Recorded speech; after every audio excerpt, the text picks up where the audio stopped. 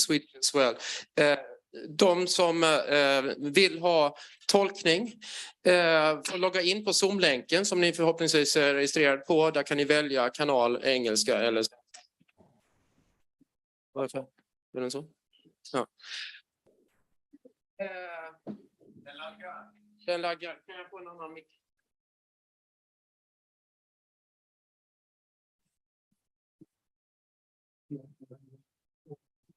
Du har en annan mick här.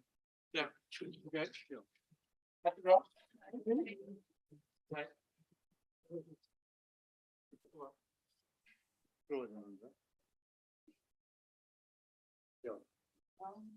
Jag vet inte varför den laggar.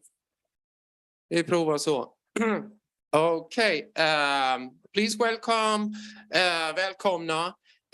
First of all, thanks to CEPS, Center for European Policy Studies in Brussels, who is managing this project. It's a very political project. We want to achieve change. So I will talk later, but I will. This is our chair for the first quite long session. This is the amazing also staff member sometimes here, Sunita Mehmetovic, well known in Sweden and abroad, defense lawyer, human rights activist, double master and everything. So thank you, Sunita. I'm very proud to give you a word. So. The room is yours. Thank you. I don't know if you can hear me. I have a microphone here, so most probably you can. If you can't, please tell me. Let me know. So good morning to all of you, each and one. My name is Sunita Mehmetovic. I'm the chairman of this very important event where we are gathered to promote Roma rights and to combat anti-Gypsyism. Thanks to all of the organizations who made this discussion achievable. So the substance of this 1.5 hour is to learn about the basic concepts of the CHACHIPEN project. So we will check it or analyze it from an international concept, but also from a Swedish concept, looking at the CHACHIPEN project in Sweden. I'm going to introduce the panelists one by one.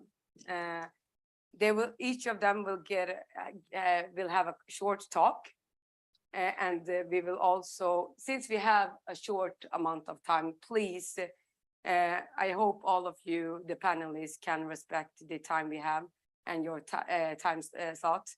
I am a lawyer, so for us it's very important to be punctual. So I will actually clock your time and let you know after 1 minute that you have to summarize your words. And that's why I'm telling you this already now. Yeah, I think that's my introduction remarks. So I will start by letting the first speaker talk, our Soraya Post. Many of you in this room know who she is, the first member of the European Parliament, well known in Sweden and Europe for her work with promoting the Roma rights. Please, Soraya, the floor is yours.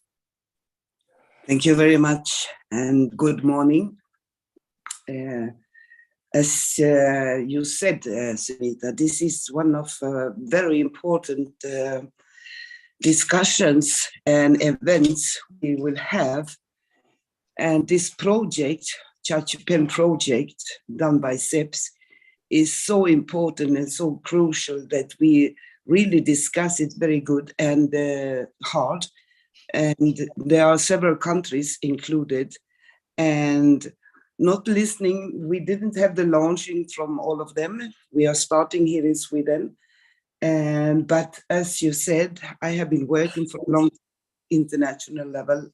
And I think I can say that what we will listen to is about the same structures and the same situations when it comes to anti-Gypsies.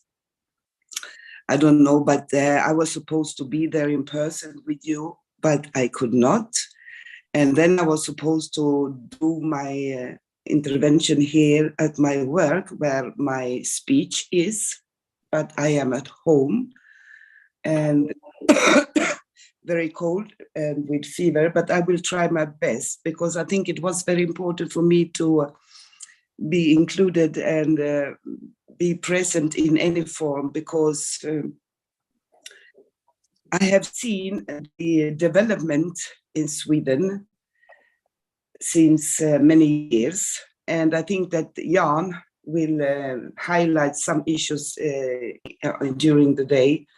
But I would like to start anyhow that in the early 2000s, we started very strongly to speak about anti-Gypsyism, Antiziganism. And then the government decided that we should have an inquiry on Roma rights. And I was one of the members of this inquiry, and we worked hard for 2 years and produced a very thick book with a lot of recommendations on the situation in different top areas in Sweden. And for the first time, I think one of the areas was anti-Gypsyism. And there is a very good and famous professor, who had the lead on together with me on anti-Gypsyism. And the results of that is that because we recommended a lot of issues. And one of the issues we got instead of a Truth and Reconciliation Commission was a white book. We also got a commission against Antigypsyism. I was in both of them. When we launched the white book, I think I was one of the few who were really disappointed and declared very clearly that, okay, for 100 years, shall we start write a new one again? Because the situation at that time was really infected, and it also showed out because then the police register were about 5,000 Roma were registered because of ethnicity. I was one of them. My children were also.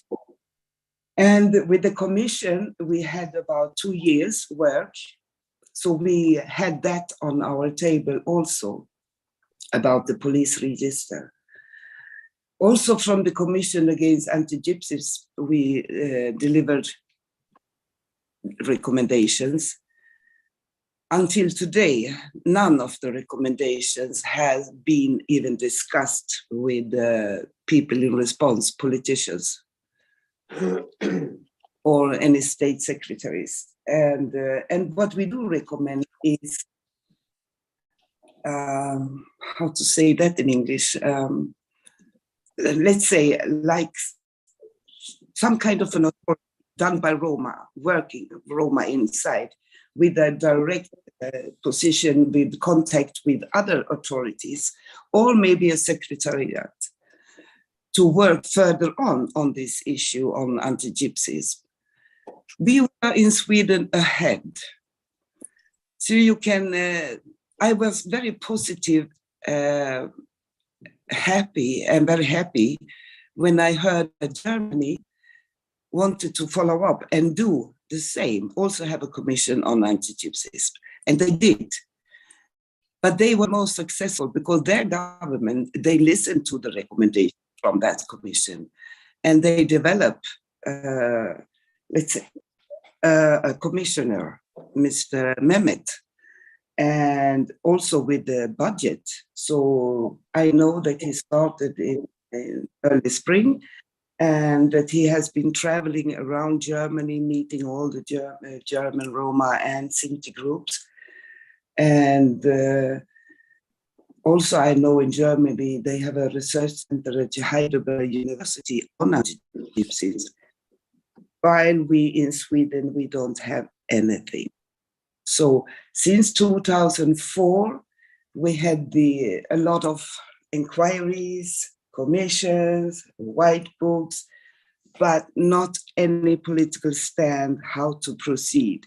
We don't even have in our national strategy of inclusion of Roma an act or a position or an action plan on how to fight, how to combat anti-Gypsyism in Sweden. So I am very disappointed on how the Swedes have handled the situation of Roma. And I don't know if some of you are aware, crusades towards Roma now by media. And so we have no one or nothing, not a structure who really can go out and speak on our issues or take the debate. If we want to do that, we have to do this as a single person, as individuals. And so, and I must say that these latest crusades from media since 1st of August really showed how weak as a group we are. So this is a very important and crucial discussion. What can we do? And if we have, and I think you all know how the political, how we are having the political situation. 1 minute left. Yeah, I think you are aware of the political situation in Sweden now, which doesn't encourage us at all that we can look forward any bettering. I don't know. But what we really need is to have this agreement, us together from the different country and push together on the specific countries. You know, Sweden just celebrated 100 years of democracy. Of course they did, because we have never been included. We didn't have the possibility to vote until 1950, 60, but still they celebrate 100 years of democracy. So it just shows that even today, 2020, we are not counted as citizens. So, yeah, I'm sorry if I took too much time. No, I will try to be, I will try to be with you as long as I can. And I'm looking forward for the discussion, and will also listen to all of you. And I wish you a fruitful conference. It is very important. And thank you, all of you who are there. And thank you, Lina, CHACHIPEN, Jan, you are great. You really stand up for human rights, Roma. I met you in Malmö and I really was impressed by your presentation, Jan. It was super. And this is what it needs to be. It needs to be political. Thank you. Thank you very much. Thank you, Soraya, for opening the conference with this insight information about what is happening in Sweden with the Roma rights, and also the perspective of anti-Gypsyism and how you see it and what we need to do to improve the situation. The next panelist is a pioneer through his position, and I'm not going to say the German word for it because I'm so afraid that I'm going to spell it wrong. But I can say it in English, and he's the first commissioner in Germany, but also in Europe, and most probably in the world, working with anti-Gypsyism. And we can compare it and kind of saying that it's not ombudsman, but something in that perspective. Please very welcome Dr. Mehmet Day Maguler for a talk.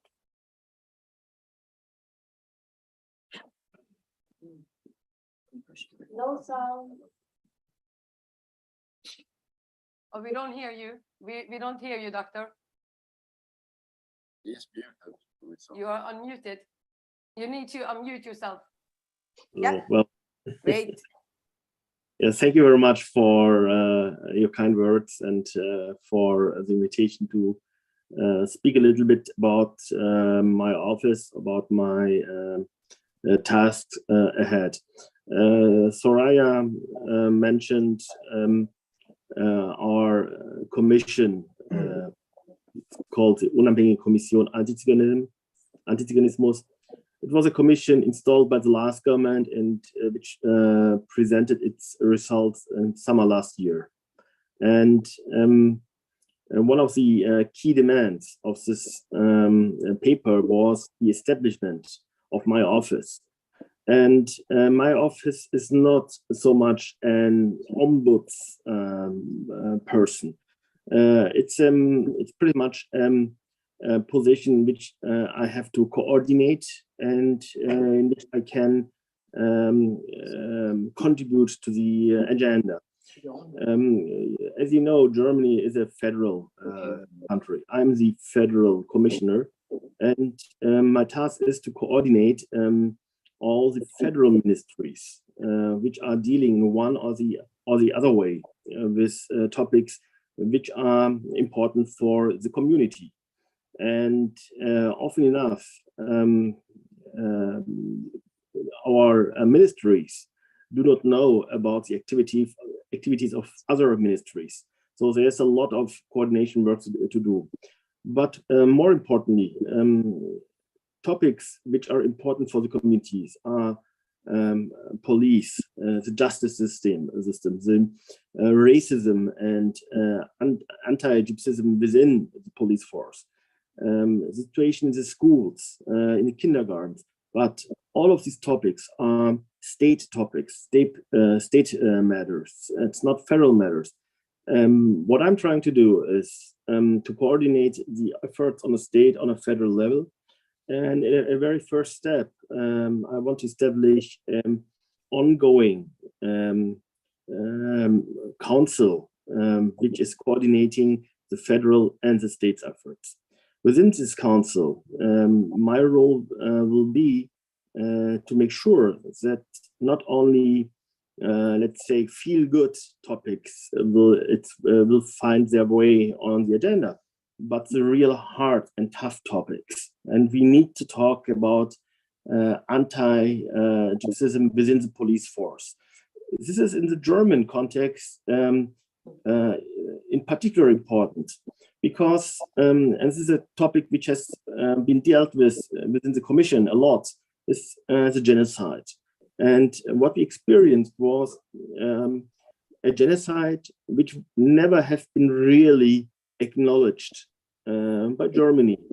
Helmut Schmidt was the first chancellor who used the word genocide. It was only in 1982, 37 years after the war, that he used the word genocide in the context of Sinti and Roma. And it's only 2 years ago that a German president apologized for the genocide. So we have a lot to do when it comes to acknowledging what happened between 33 and 45, but equally, and maybe more importantly, we have to deal with the time after 1945, because what happened was the murderers, the people who aided the little and the big part of the machinery which led to Auschwitz.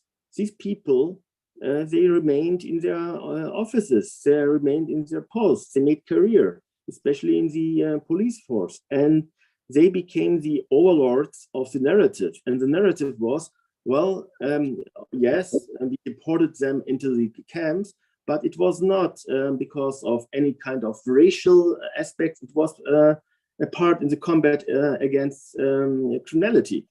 And this narrative of the criminal Sinti and Roma has been part of the DNA, not only of German police forces, but in general.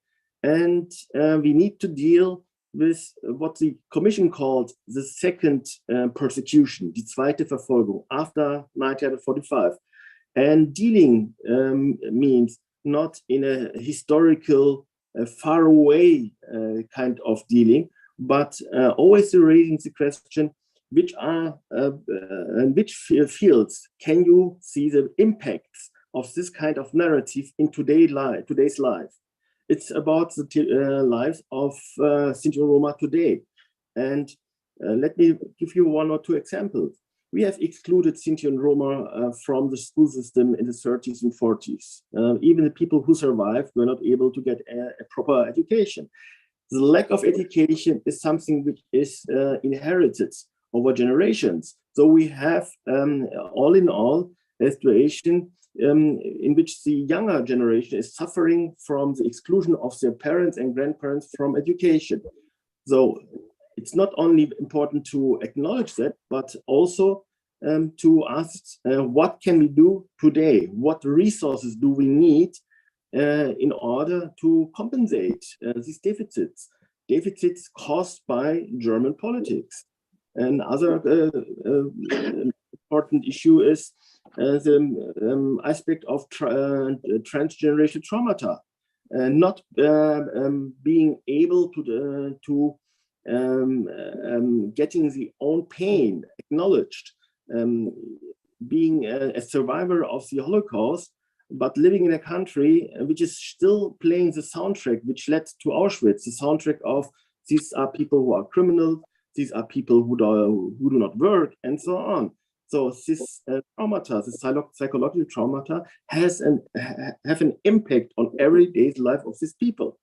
And in challenging German society, German politics, German police, German judicial system, and education, in confronting this part of our history and of our reality today, this is one of the most important jobs I have to fulfill. And in doing so, I'm not going to develop projects and ideas in my office. It's very important, crucial for me to do everything what I do in close cooperation with self-organizations. And this is one aspect of my job, which is really something which enriches my life also on a personal level. The meetings with the whole landscape of self-organizations, traditional self-organizations such as the Zentralrat der Sinti und Roma, new organizations like the Bundesverband Sinti und Roma, small organizations like Queer Roma who are dealing with questions of gender and identity and sexuality. This is something really I feel as an enrichment, not only for me personally, but also for my office. And I think we are obliged to do something, not only in bracket for in Roma. We need to do it for us to be able to look into the mirror and to say we are a really democracy, and we are a country in which our political system is circling around the dignity of every and each human being. This is something we need to do for ourselves and for our children and for the future of our society. This is my belief. Thank you very much. Thank you, Dr.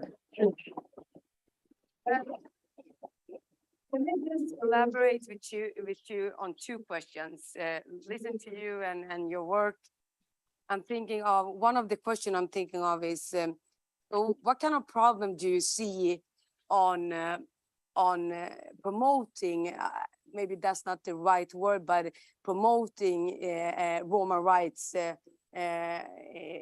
from your working as a council, having a council now, and the political discourse in Germany. What kind of problem do you see to promote the Roma rights? That's the first question. And the second question, we want something like you have in Germany here in Sweden, no? Like we want a commission as well. We want a council. So what kind of advice do you give us for us to be able to have this in Sweden as well?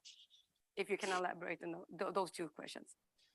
Well, question one.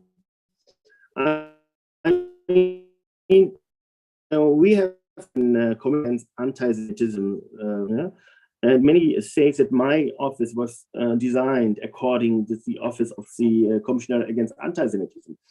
which is in some parts true, but in some parts it's not true.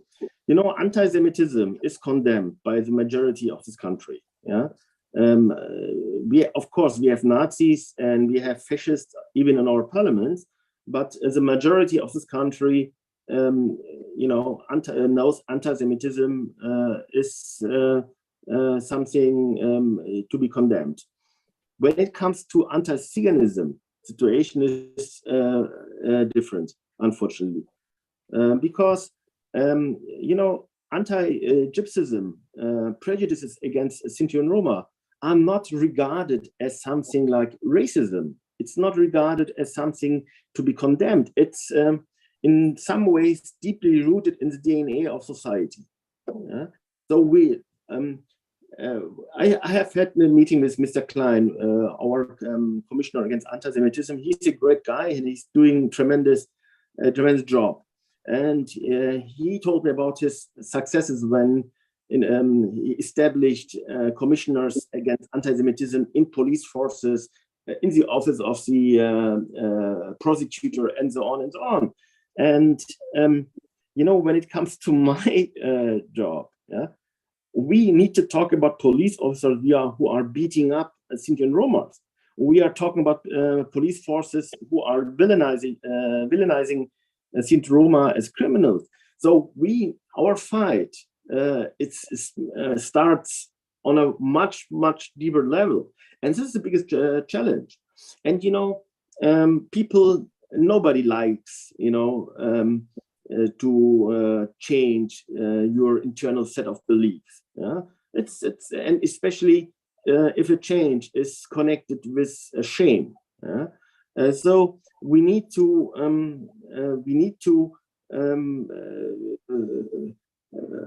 confront people, and in knowing that defense mechanisms on a personal but also on a governmental level are very strong. Yeah? But we need to do it. And the good thing is, I think we have allies in the politics. I think we have allies in between, especially the younger generation. And the most important point is, we do have self-organization who have ended this omerta who came from outside, who silenced the people. And the self-organizations are not any longer willing to be silent. You know, Sinti and Roma have been living in Germany for the past 600, 700 years. They have influenced every single aspect of our daily life. And now they are demanding to be recognized, to be heard and be seen. And this is something totally legitimate. And I think more and more people understand that we can't call ourselves a democracy and at the same time dealing with a minority as if they have been people of second class. And you know, I don't know what's going on in Sweden, but I think the number one success factor are strong, independent self-organizations. And I mentioned Helmut Schmidt, who recognized in 1982 the genocide as the first time. But you know, Mr. Schmidt didn't recognize the genocide out of the goodness of its heart. He recognized that after self-organization started a hunger strike in Dachau, a place in which thousands of people have been killed. It was these self-organizations who pressured the government to recognize a part of our reality.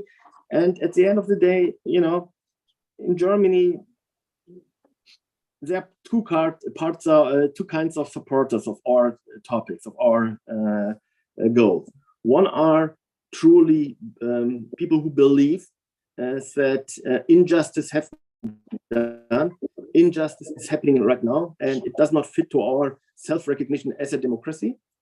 And there's a second group of people who are supporting our goals, not out of an internal belief, but knowing that, you know, it makes Germany look bad in the world if a minority, especially if it's we are dealing with people who are the descendants of survivors of the Holocaust, it does not make Germany look bad.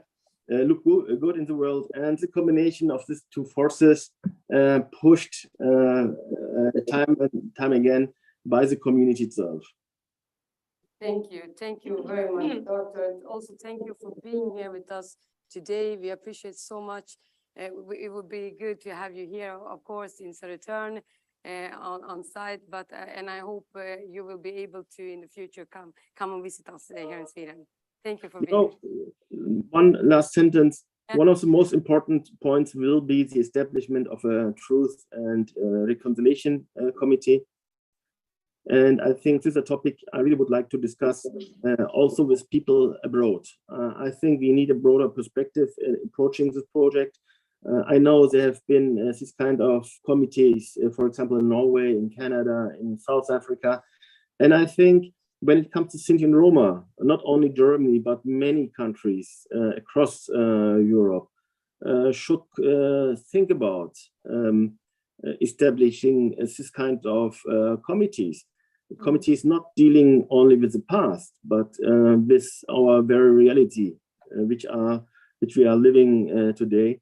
And I think majority in societies, we have been too comfortable and too blind for too long, and it's time to end this. Thank you. Thank you. You're welcome.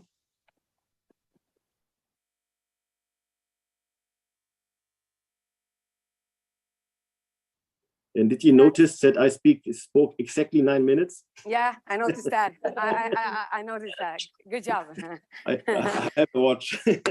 Thank you very much, guys, and I wish you a great conference. All right. So the next panelist we have is Lina.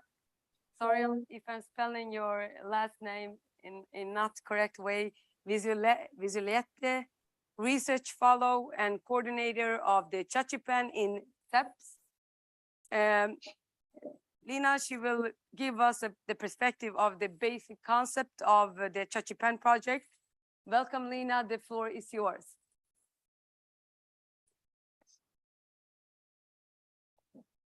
Okay, and I will share my presentation. I wonder if you can see it. Oh. Okay. Can you see it well? Yeah, we see it. We see it.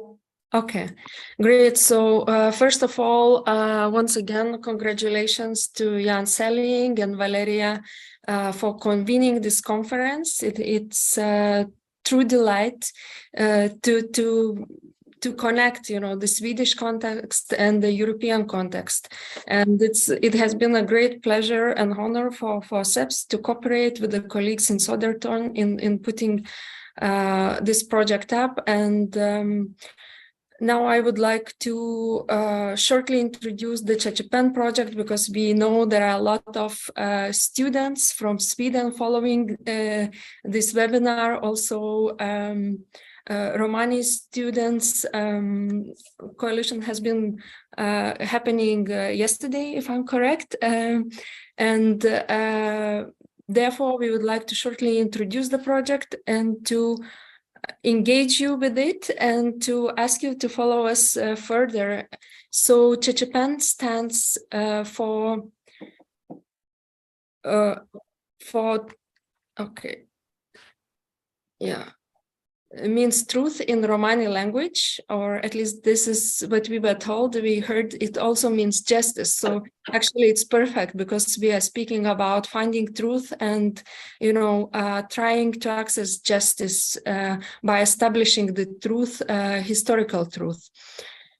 So the project is titled Paving the Way for Truth and the Reconciliation Process to Address Antigypsyism in Europe, and it has like 4 cornerstones: remembrance, what happened for Roma in the past, a recognition of Antigypsyism and especially historical roots of Antigypsyism, and trying to bring about and provide the venues for justice, and finally to encourage and rebuild the trust between Roma and non-Roma in the society.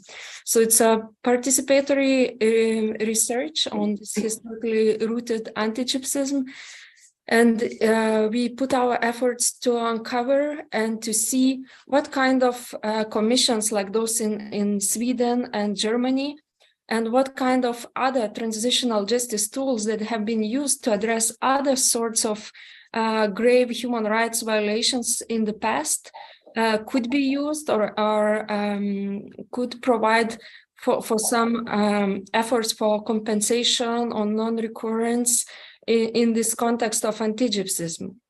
We also are working with our great civil society partners. So Central Council for German, Sinti and Roma and Ergo are part of our consortium, as well as our national members, FAGIC and Associatia Fast Forward.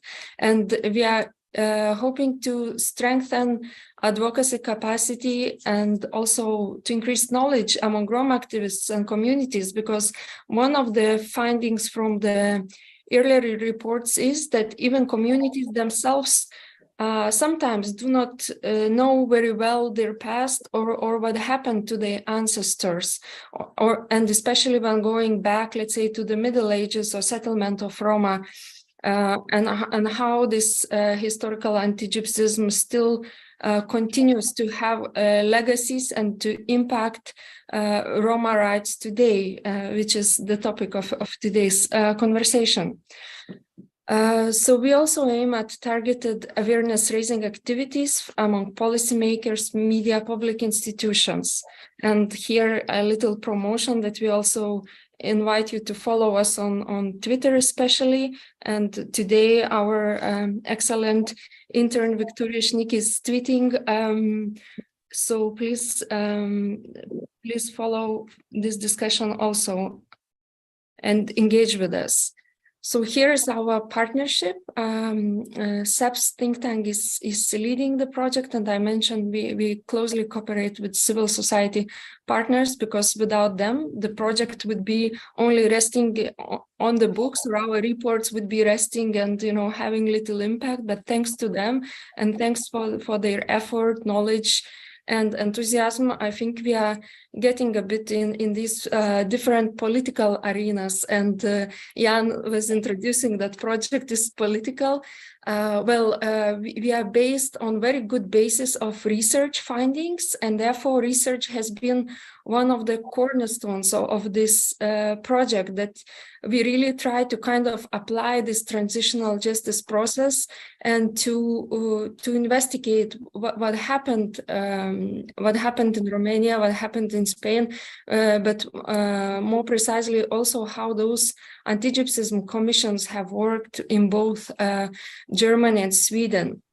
And today we'll dive deeper into the Swedish context. And we just heard an excellent presentation from Mehmet about the German context too. Yes, so what we are trying to do, or our overall objectives are to investigate the truth by analyzing and understanding what happened to Roma in the past. And as I mentioned, we have specific 4 member states that we are focusing on to map the states of play and to which extent this past is already recognized in those contexts. And here, of course, we see Germany and Sweden a bit raising the flag. However, we see some very promising initiatives happening in Spain, where the democratic memory law has been just approved in this July, and there is also starting an investigation into Franco's regime and what happened to Roma. And also in Romania, a project arrives in the time when there is renewed, let's say, political efforts to discuss Roma slavery in Romania, also like the past crimes or Roma situation during the Ceausescu's regime. So we are trying to learn from some promising experiences. Maybe when starting this project, we looked at Sweden and German independent anti-Gypsyism commissions, how to say, we set them as promising practices, and actually thanks to Jan's deeply critical and in-depth research, we find out those lessons that really need to be learned when trying to set up such commissions. Another goal is, as I mentioned, to empower Romani activists to advocate, to give. Sorry, 1 minute. 1 minute left. Okay. To empower Romani activists to advocate for such processes in the language of truth and reconciliation. And finally, yes, to raise awareness about anti-Gypsyism. So our project maybe is coming with this slogan or idea that those who do not remember the past are condemned to repeat it. So this is famous phrase of George Santayana, his historian. And we really believe that in order to address the past, it first needs to be understood and known, not only by Roma, but also non-Roma. And then we can really investigate and search for justice or ways to address it. So here are just quickly our reports on transitional justice for Roma, where we tried to provide a first, let's say, goal on how transitional justice could apply for Roma. And you can find it in CHACHIPEN website. We had an excellent conference, among other events, in Geneva, where we convened already with UN Special Rapporteur on Transitional Justice, UN Special Rapporteur on Minorities. And this is showing that, you know, new venues are possible, and new approaches or new way of raising Roma claims is also possible, and maybe can contribute to this ultimate goal, which is not only to know the truth, but to access justice and to rebuild the trust. And I think we have, I am sorry, I don't want yes. to be rude, but I have a schedule which I need to follow. So Great. Thank you very much. Thank you, Sunita. Maybe last, very last word, that we are having another event in Madrid on 16th December in Spain, and we very much would like to invite you to follow and to engage with us on this, where we launch also the Spanish report. Thank you so much. Thank you. We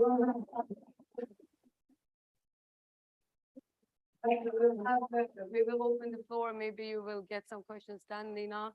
So straight ahead to the next presenter. Yes, someone in the public are asking for the link to the conference. Okay. Is it possible to share it maybe somewhere? So we will send it out. Yeah. Yeah. So the next panelist, Jan Selling, the first academician in Sweden researching on anti-Gypsyism, associate professor of history, head of department of critical Romani studies here in Södertörn. He will be giving us the perspective of the CHACHIPEN project here in Sweden. Very welcome, Jan. Thank you so much. PowerPoint. 30 minutes, Jan. I'm checking. Yeah.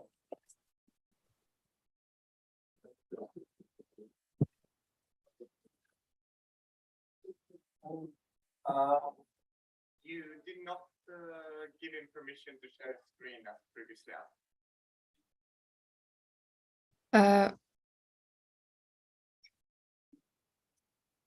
Miriam, can you make Jan? Yeah, they should have permissions for sharing the screen. Okay. No, both participants could share.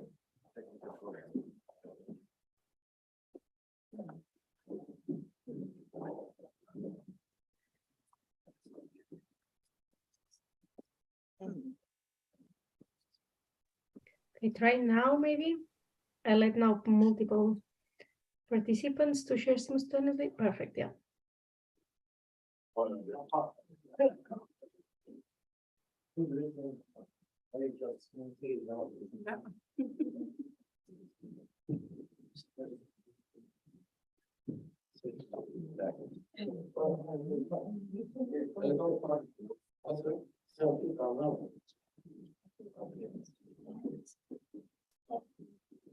Det är väldigt omständligt här. Och för att komma vidare, hur gör jag här då? Så. Ja. Okay. Thank you. So I won't lose time. Let's dive right into this. Lina already told about the general aims. My research task was to identify processes relevant for combating anti-Gypsyism. Further, the whole CHACHIPEN stands in the tradition of critical theory. We don't just want to describe the world, we want to contribute to a change. I quote from CHACHIPEN, provide the evidence and baseline for the calls for a larger debate on transitional justice with Roma communities, civil society, scholars, policymakers, human rights bodies. End of quote. In this sense, I think the setting of this launch and its participants and also the Romani National Students Meeting yesterday is a perfect setting. Thank you for being here. As Lina also said, the project includes those 4 country reports where it will be especially interesting to compare the Swedish and the German one, since both countries had commissions. But you will have to do that comparison by your own. Today, we will talk only about the Swedish report in detail. The international implications are obvious. Roma is recognized as a national minority in many countries. For the Norwegian participants, I must say that when we in Sweden talk about Roma, we include Roma, resande, Sinti travelers. Roma is a national minority in many countries, but may also be considered to be a transnational minority. And anti-Gypsyism is certainly also a transnational phenomenon. The combating of anti-Gypsyism has increasingly become a European policy area, with the Council of Europe and the EU as main actors.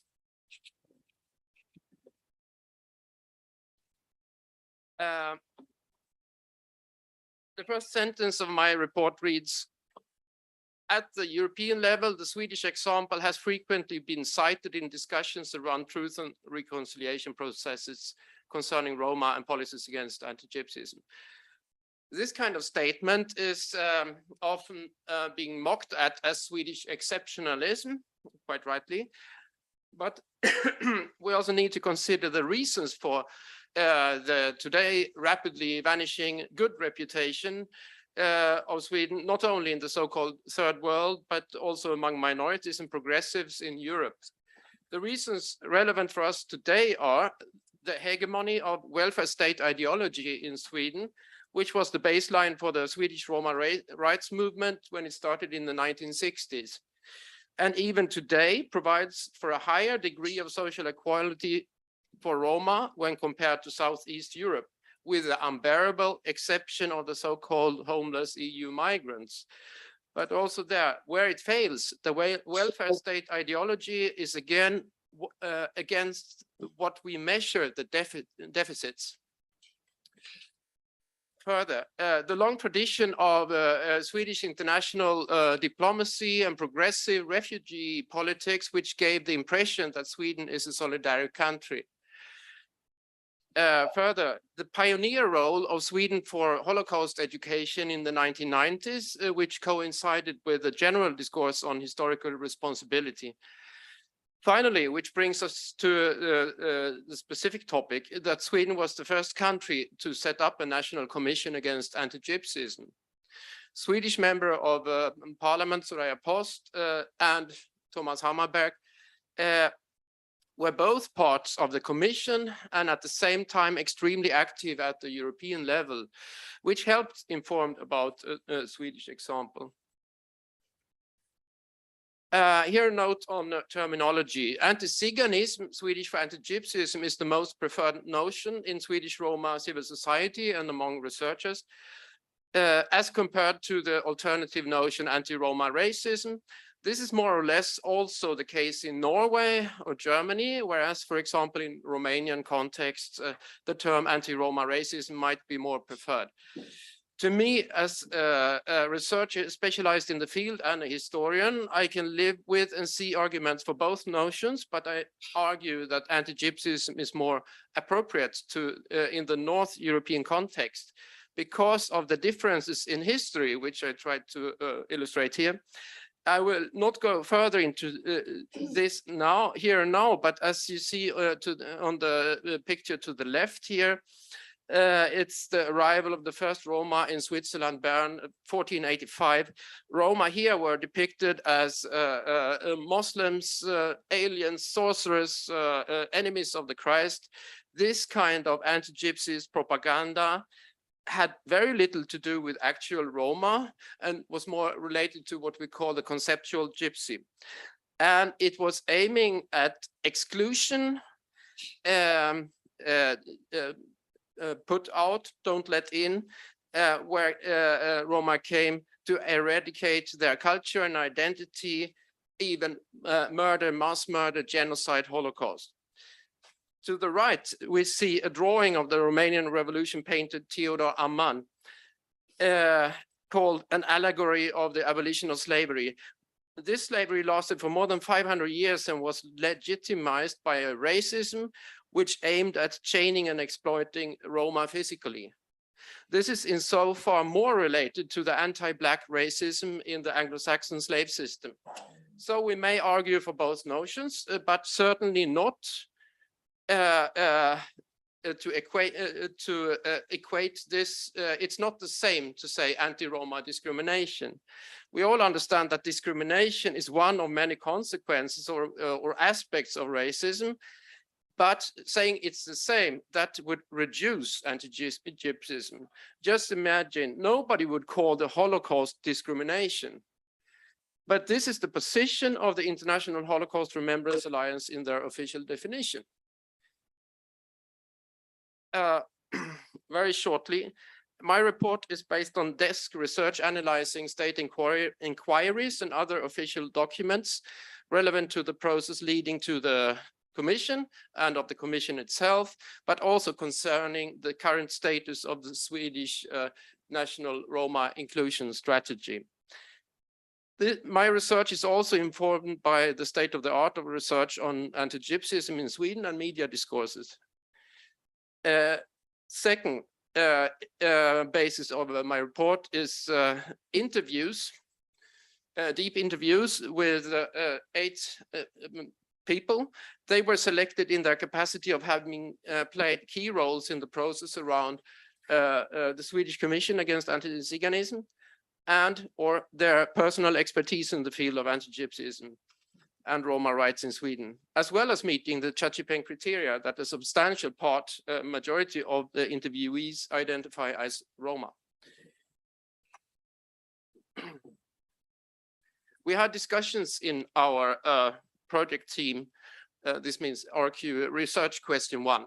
Was there a truth and reconciliation process in Sweden? We had discussions in our project team around the theoretical understanding of this problem.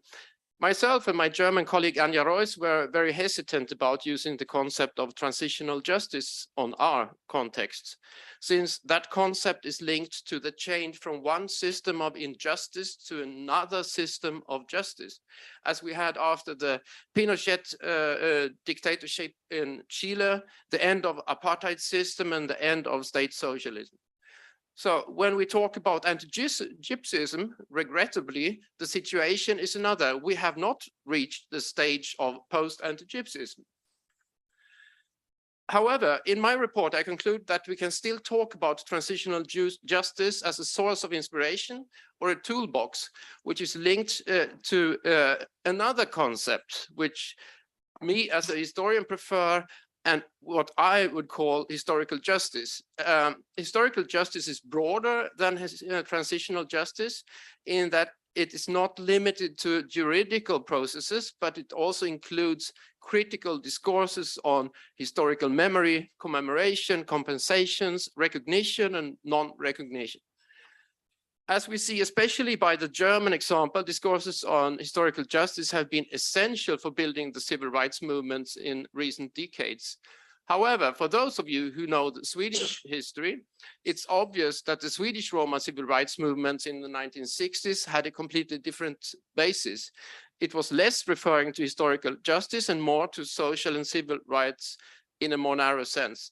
I'm honored that we here in this room have two of the protagonists from that time among us, Hans Kalderas and Thomas Hammarberg, and who all the time from then up to now are keeping up the spirit. Thank you for this. So what role did Truth and Reconciliation play in the last 20 years of Swedish politics concerning Roma rights and the fight against anti-Gypsyism? In fact, it was an essential part of the recommendations of the delegation for Roma issues in 2010. And here we must mention Charles Westin, who was the scientific expert in this delegation. Among other things, it was demanded that Sweden set up an independent Truth and Reconciliation Commission, which should also aim at suggesting collective material compensations, which was inspired by the Norwegian example.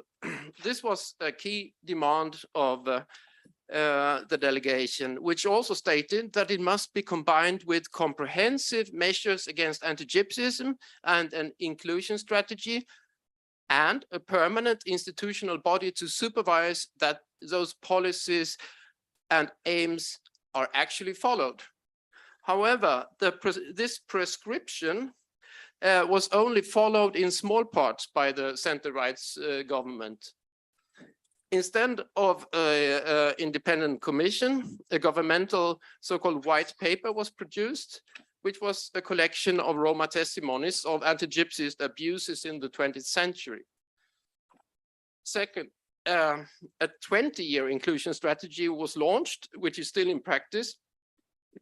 This strategy lacks analysis of anti-Gypsyism and is instead based on the concept of Roma otherness.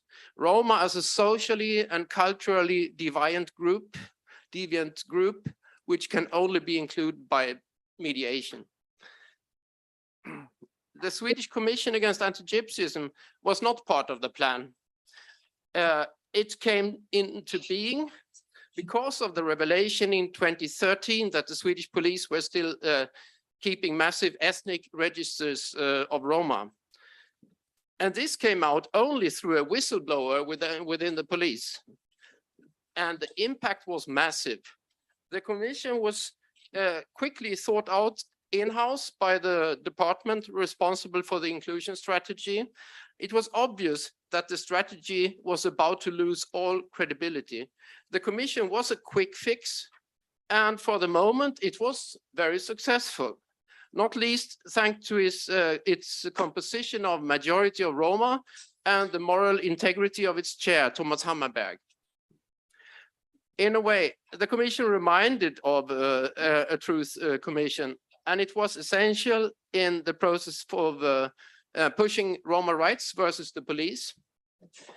It also, in a way, pushed an institutional reform, which is another feature requested if we want to talk about truth and reconciliation process.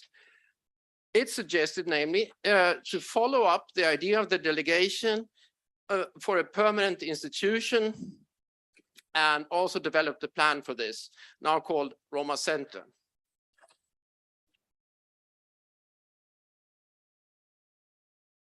So, research question 2, what were the outcomes?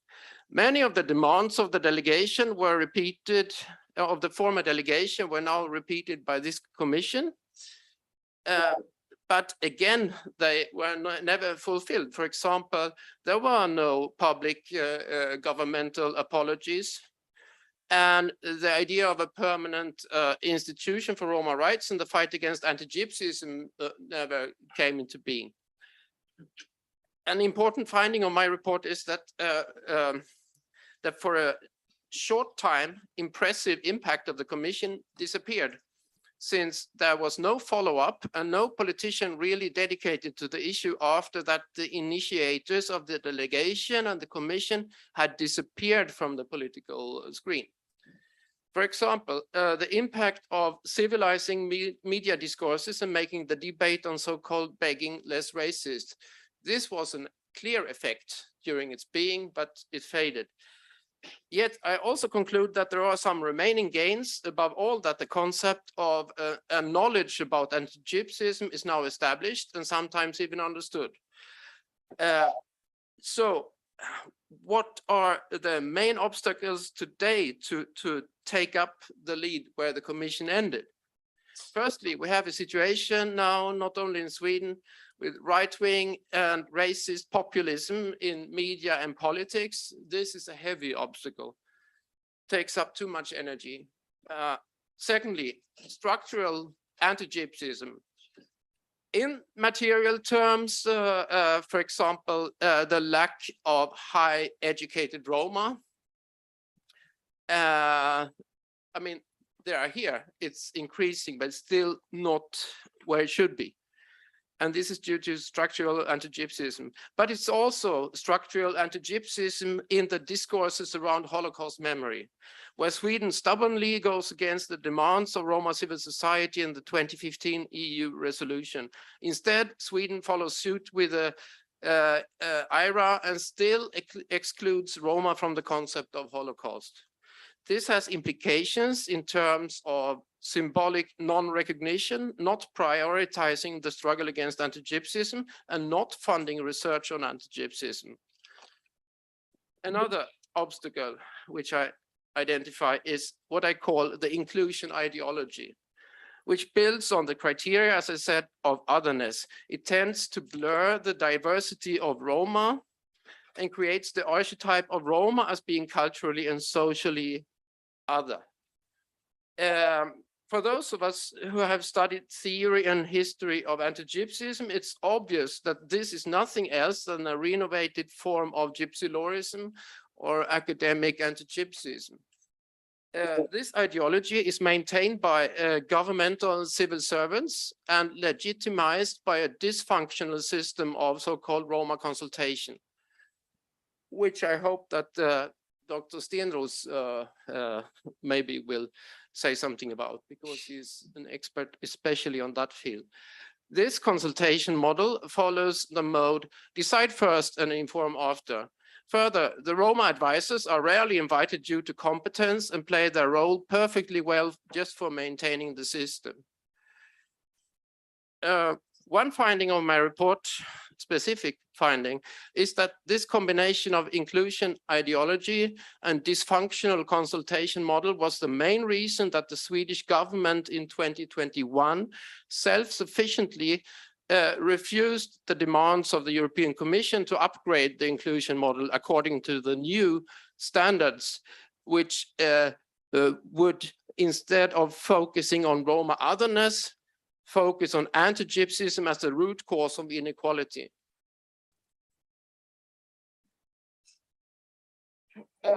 So, as I said, there were also gains and promising examples. The immediate key purpose of the Commission was fulfilled as Roma became justice against the police. And the head of police, as you see here, apologized. The practice was condemned in court and the register became a compensation. Above all, the Commission was successful in agenda setting during its mandate, and it's evidently contributed, as I said, to establishing the concept. But here, other impacts is that this process leading up to it inspired the ongoing Sami Truth Commission. This Sami political process was inspired by this and learned from the mistakes of the corresponding Roma process. Yet, and also the German Bundestag Commission on Antigypsyism benefited from the Swedish experience. Yet there is widespread frustration that the Swedish Commission did not have a lasting effect, as I said, due to lack of time, resources, and political will. Some interviewees also stressed that lack of independence was a major weakness.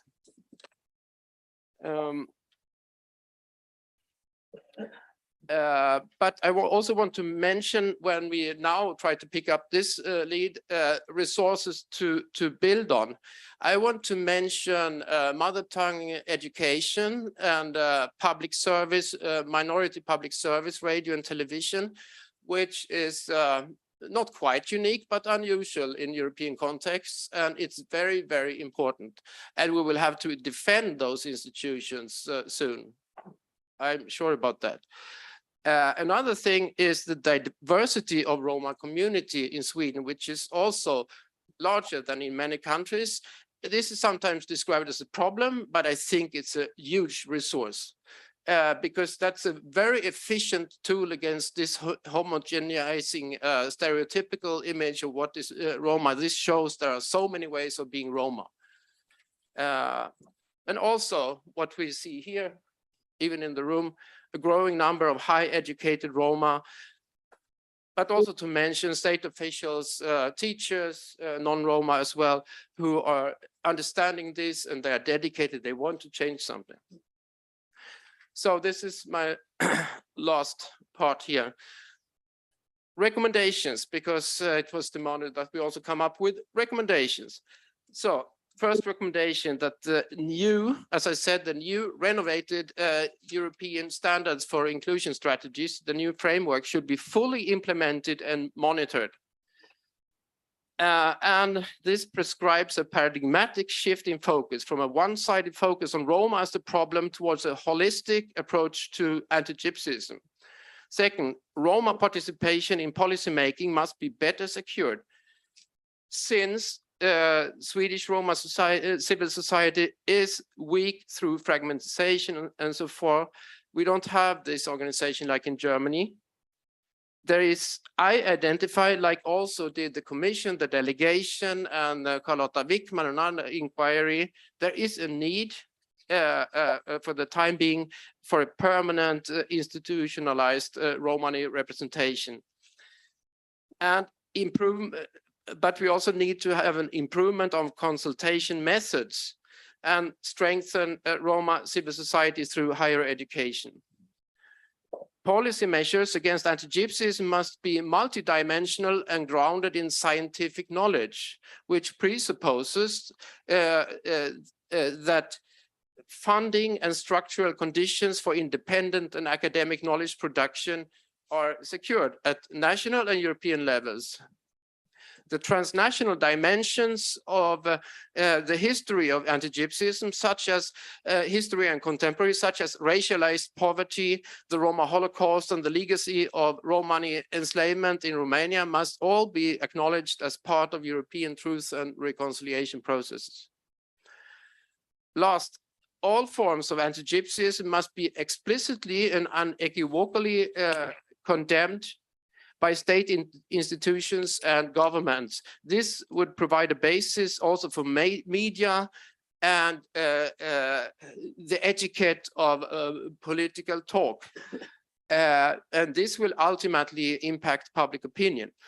Finally, one important conclusion is that Roma ownership of a truth and reconciliation process, this presupposes powerful, dedicated, and knowledgeable allies in the state who are dedicated to ensuring meaningful participation, but also the careful planning of Roma civil society structures. Thank you very much.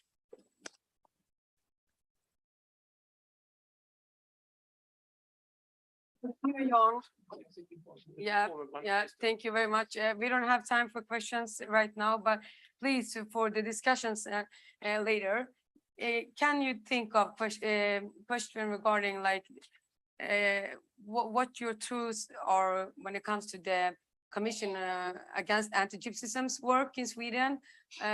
If you have some remarks to when it comes to the Commission's work, what have been good, what have not been so successful, and what do we need to do more? So the next one, and we are 5 minutes after the schedule, and we have two discussants left. So please, I have to beg you to be a bit shorter. So we have time for the questions. We will. We are ending this panel discussion 10:40. So you know, and so I will give the floor to the next panelist, the discussant, Dr. Marcos Stenros, expert of policy analysis of the area of Roma strategic in the Nordic countries. Please welcome up, and you will give us some perspective of what you heard from Jan Selling and also Lina on the CHACHIPEN project. Yeah, you can do that.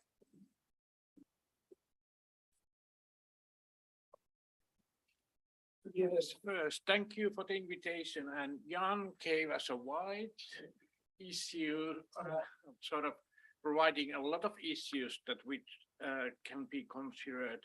But I will start with the last one and saying about this structural organization of Romani issues and also combating anti-Gypsyism. And I'm sitting in this chair having two hats. First, I was studying and I did my PhD about the implementation of national Roma policy implementation in Finland, and I was watching what happened among Roma when these kind of policies are implemented, how the Roma receive it and what they thought about it. And now currently I'm working at the governmental institution to create the new Roma strategy. So I'm responsible for what is going to happen up to 2030 in Finland.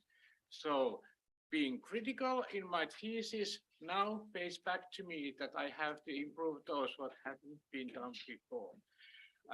We have a different way of tackling issues, and the first thing what we have is that actually we have good structural and permanent organizations to promote Roma policies in Finland.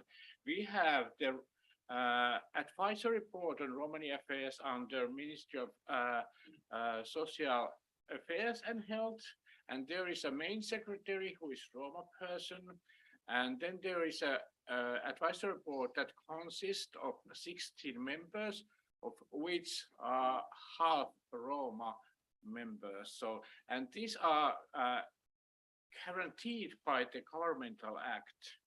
So it means that it's permanent and it's in the act. So it's a legal body to take care of the Roma issues in Finland.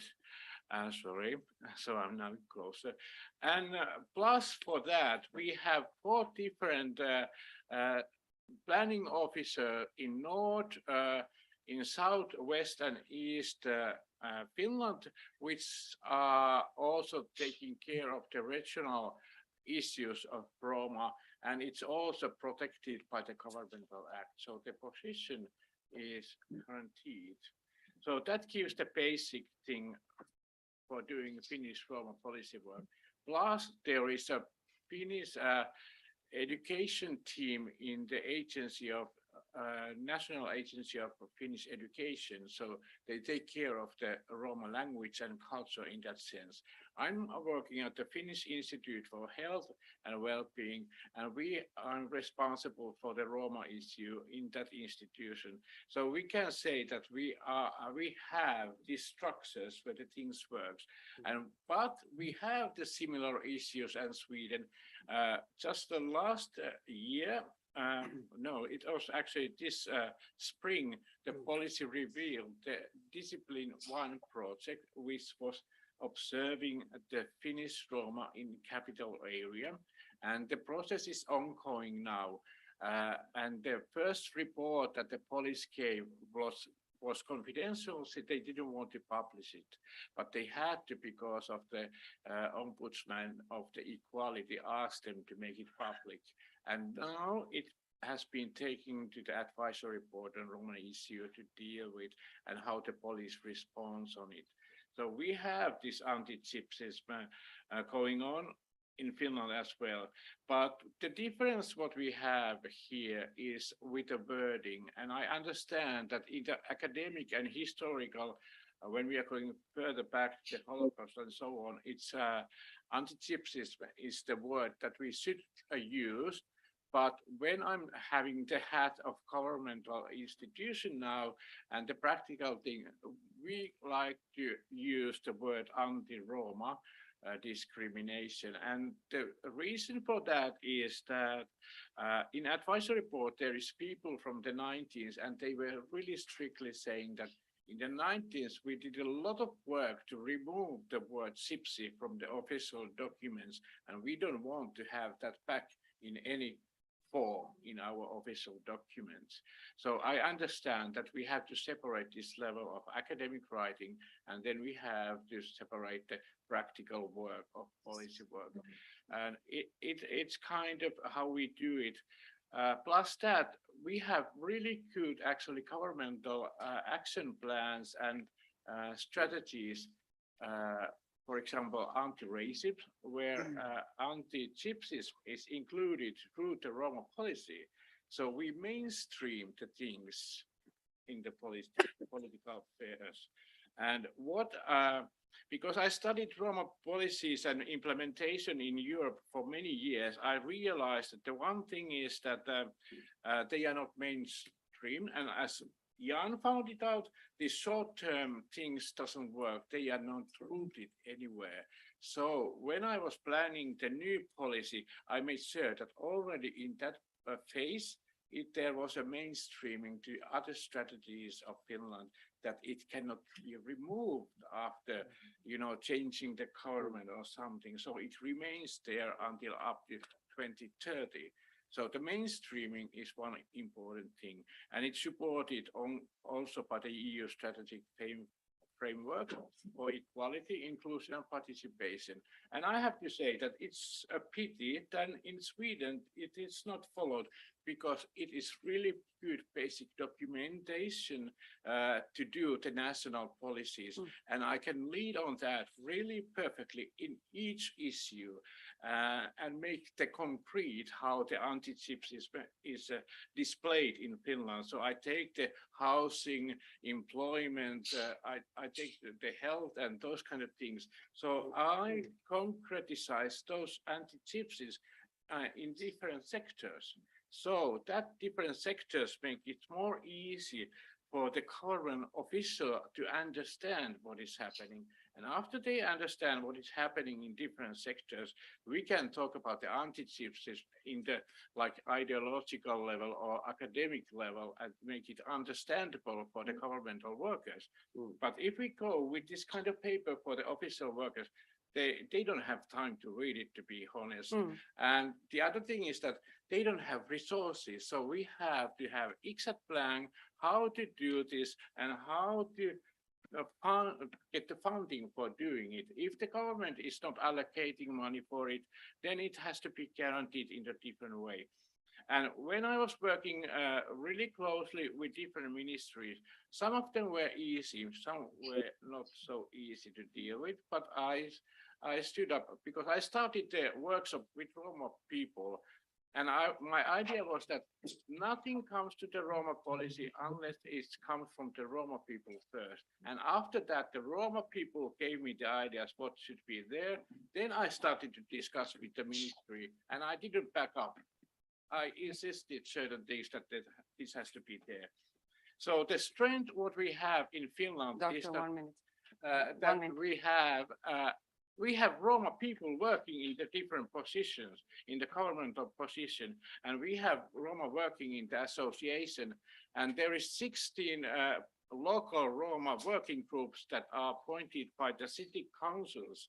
So that is guaranteeing the structures. But the problem is, of course, that there is practical problem, but the foundation of the work is okay in Finland. So maybe that was it. Yeah, I mean, we will have time for questions after we're closing the panel, the discussion with the panelists. Yes. Please also, if you have questions, you can put it on the platform. So we already have some question ready when we are coming to that section. The last but not least panelist is Isabella, and please, I'm sorry if I'm not spelling your last name correct. Michalesi from Ergo. Isabella will talk about the perspective of the European Roma grassroots organizations and from the perspective of the political importance of on working on the Roma rights and for promoting Roma rights and combating anti-Gypsyism. Listen to what our panelists have talked about in the CHACHIPEN project. Very welcome, Isabel. Thank you so much. And it's indeed a great pleasure for me to join you here today. I'm sorry that it's just virtually and it's not in person in Sweden. I think it's also great to be here with you and discuss the Swedish report also because we often talked and heard about the good practices on fighting anti-Gypsyism in Sweden, and now we have the occasion to a little bit deconstruct a bit this concept and try and understand what has been good, what has been less good, what we can learn, and how we can build on past experiences, and how we can share and exchange experiences from various countries. The Ergo network, as Lina has mentioned previously, is one of the partners in this project consortium that mainly ensures the part with capacity building and empowerment of organizations, and also helps to create coalitions of NGOs at a national level. And so I was also asked to also look, and this is what I'm going to do, from our perspective as a pan-European network of grassroots organization, at what it has been recommended within the Swedish report, and you know, what would be maybe the next step to follow, and also having maybe a political perspective, as you mentioned.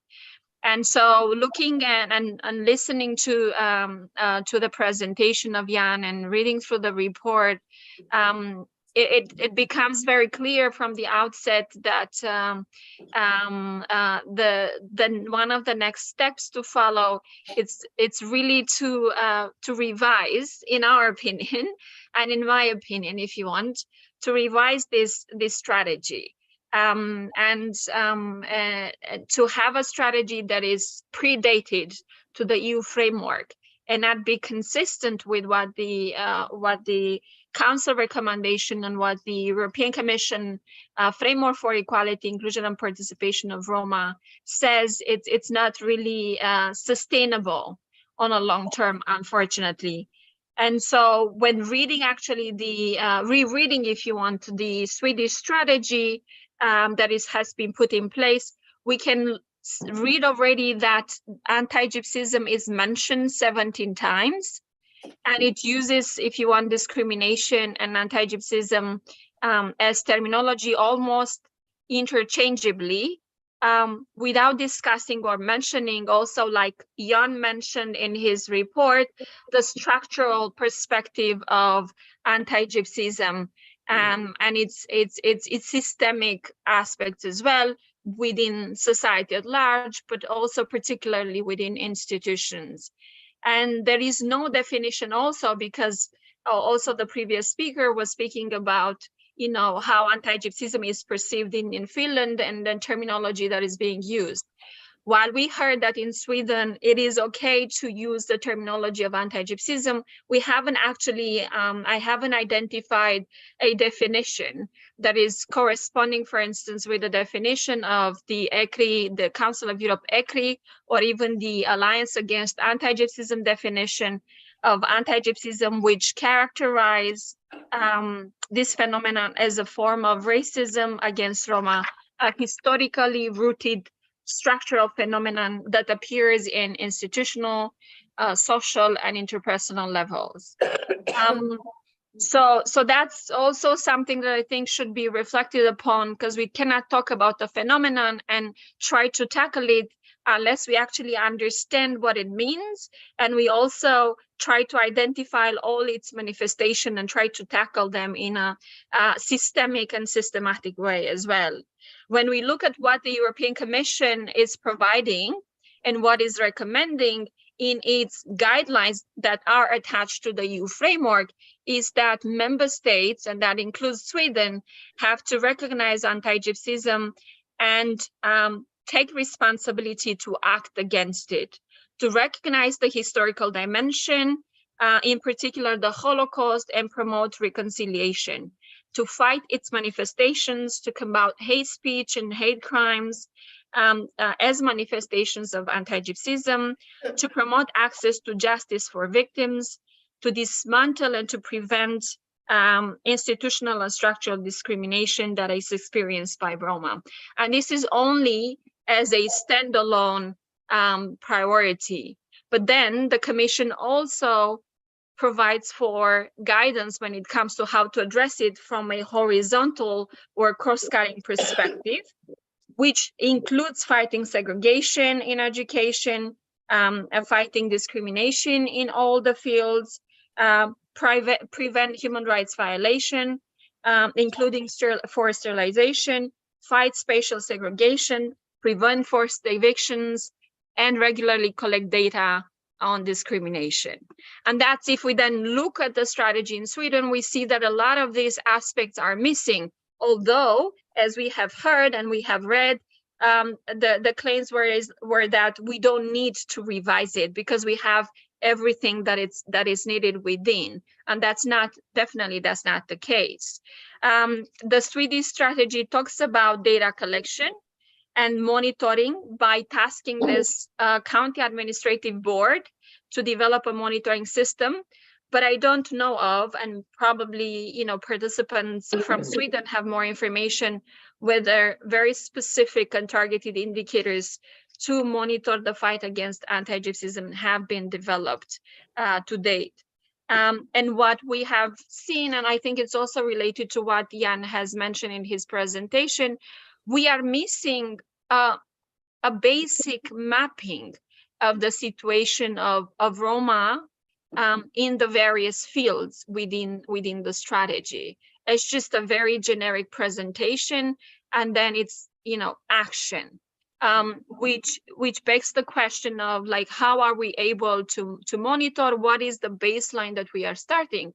And I think that it would be recommended that that Sweden and the authorities engage with the Fundamental Rights Agency to have a similar, if you want, survey on the situation of Roma in Sweden and anti-Gypsyism in particular, similarly with the recent study that FRA has done in 10 countries.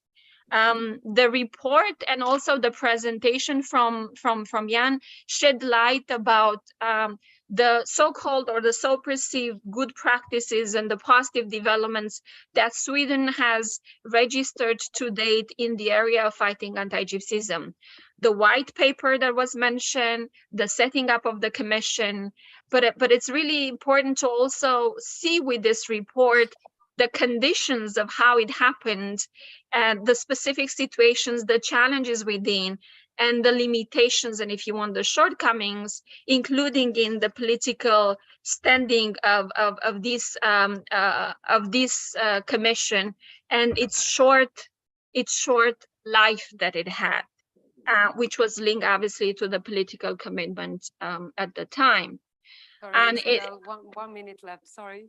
1 minute. Yeah, there are so many things to say, Yeah, but I if know. I am to do a recommendation in the context of the topic that we are discussing, as ergo, but also based on the Roma Civil Monitoring Report. And I've seen that you have some, I think you may have the national coordinator of the Roma Civil Monitoring also attending, is to have and to create national coalitions of civil society, because we heard a lot of criticism of the lack of structured participation and structured mechanism of participation of Roma, not just having them formally involved. And so we believe that having both national coalitions of civil society organizations, but also transnational coalition of civil society organizations would actually create not just a political momentum, but would also build on knowledge and the experience and expertise at regional level to be able to build on what has been already created at every single national level, and to fight together against the established, against the fight against anti-Gypsyism, but also to fight for the establishment of independent truth and reconciliation bodies or mechanism, because this is something that we are missing. And we can also see examples of the Commission on Anti-Gypsyism in Germany, which is not entirely independent. And so I think that this is something that we really need to create these coalitions, to put in place independent mechanisms, and to basically ensure that the member states understand what anti-Gypsyism really is, and that put in place concrete local measures to fight manifestations of anti-Gypsyism directly and concretely, and also have a solid monitoring mechanism. I will stop here, but I'm definitely going to stay if there are any questions or comments from the audience. Thank you so much. Thank you. So we have some minutes left, more precisely about 5. Please, if you have some questions, now is the time to ask our phenomenal panelists who have done a really good job, and also respecting the time as well. I would suggest that you ask now more Isabella and Marco, because I Yeah. will be more. Yeah. So Isabella and Marco, do you want to add something on the discussion, or is it something you think of? Yes, actually, it's about the systematic and structural institutionalized discrimination which has to be tackled, and which, in my opinion, is the most important thing. And then there is the everyday racism that the people meet on the street, on shops, or everywhere. But we have to start with the structural issues and the institutionalized discrimination first. And when we are trying to justify it, like this idea of letting people know what anti-Gypsyism means, we have to start from the sectoral point of view, like the EU strategy. There is a horizontal principles which are equality, inclusion and participation, and anti-Gypsyism. But to understand people who are not into this issue, we have to approach from the sectoral point of view: education, health, employment, and so on, so that it is concrete. And after that, we can create the holistic picture of what anti-Gypsyism mean in current situation and in particular society. And let us see if the participant maybe have some questions to Marco or Isabella on what they reacted on when it comes to the CHACHIPEN project.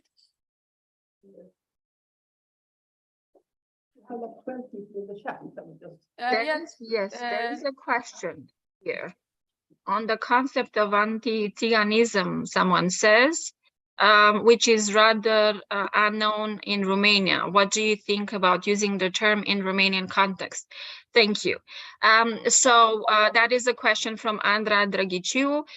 If I can then take this question, is just to say that already, yes, the term anti-Gypsyism, which would be Antiziganism in Romanian, in Romania is not so well known at the level of the population, but it is quite known amongst policymakers and stakeholders.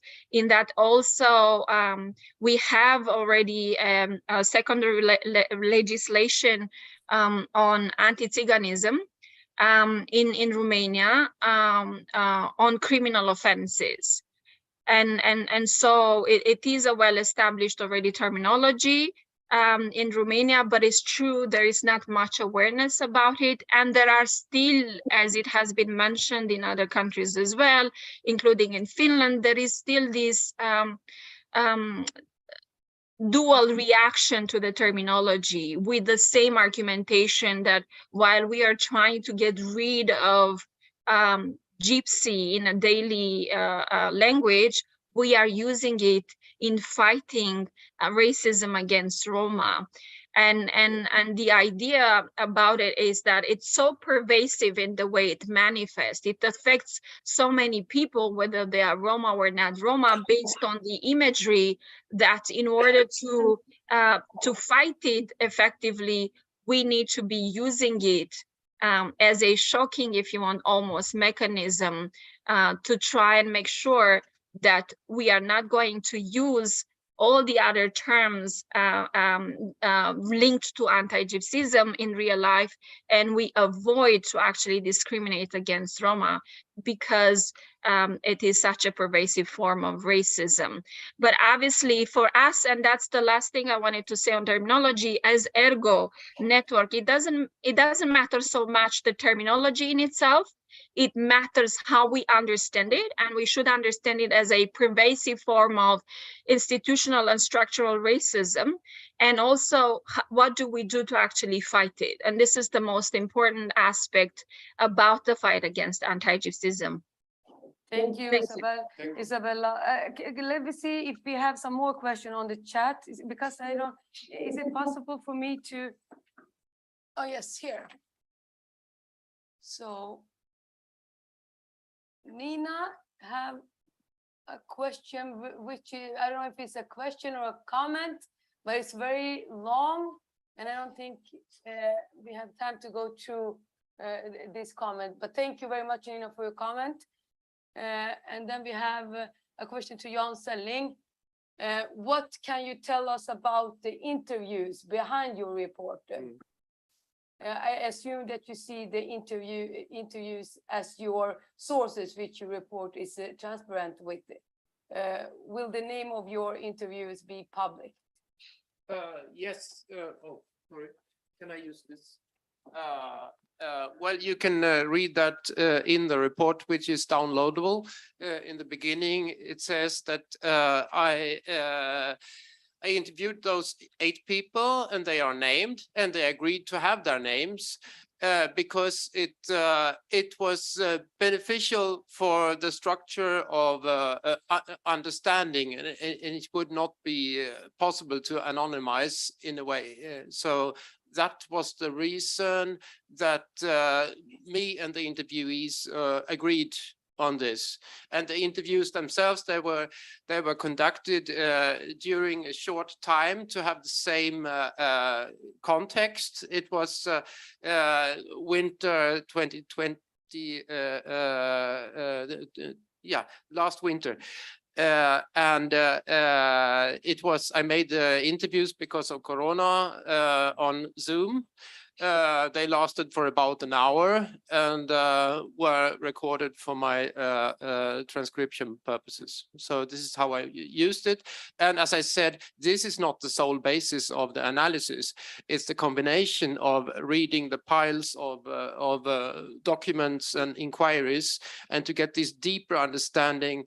And also some details are never written out. Why did this come up to being, especially how the Commission Against Antigypsyism came into being? That was really necessary to have those interviews to understand what actually happened. Thank you, Jan. And then the last question, which I will take from the chat, is from Elin Tomansson. As a museum employee, I wonder what thoughts the panelists have on the role of art and culture institution for the fighting of anti-Gypsyism?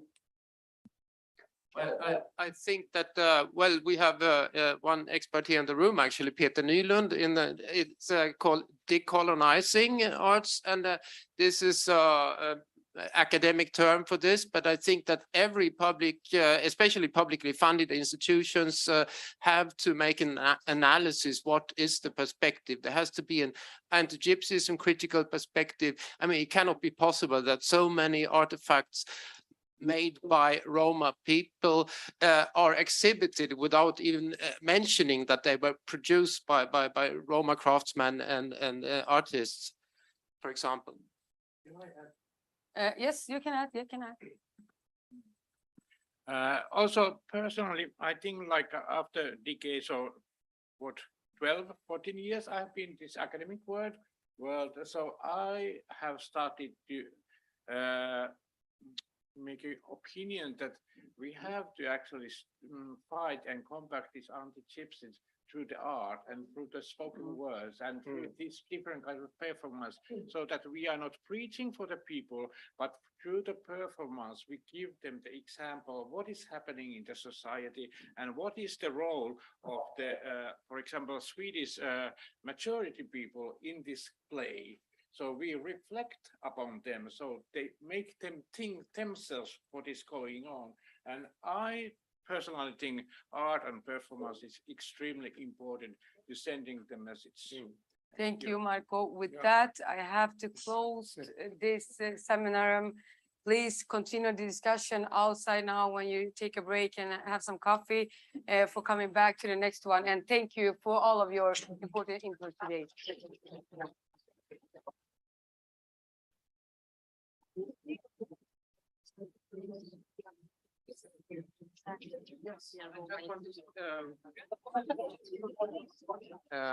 Mihaela? Mihaela, do you hear me?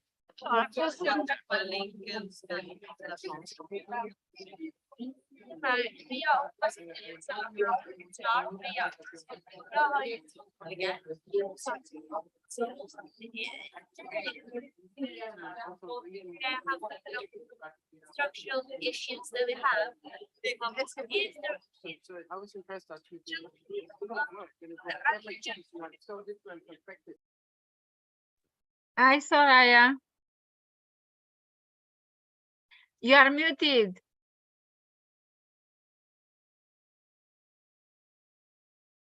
You are muted. I don't hear you.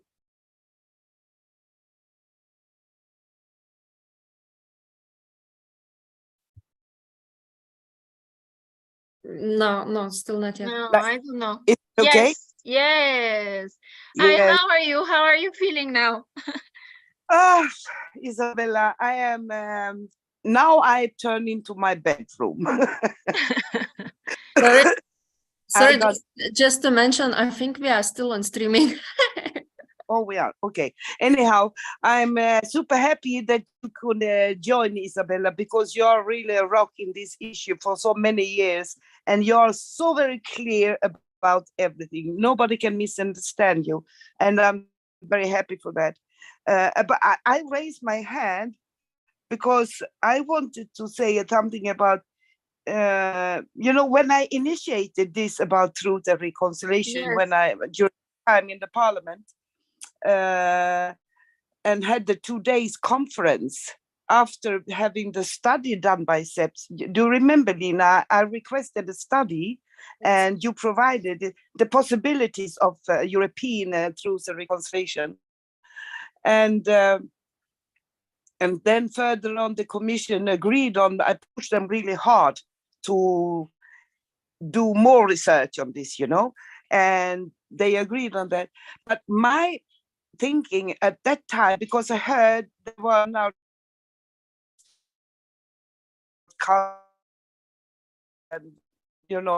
and my mind in the beginning is because I am still today so convinced of the consensus made by the society, which means that all actors in society had an agreement on anti-Gypsies, how to treat Roma and Sinti. And it comes to police, royalties, politicians, actors, painters, writers, all the actors in a society.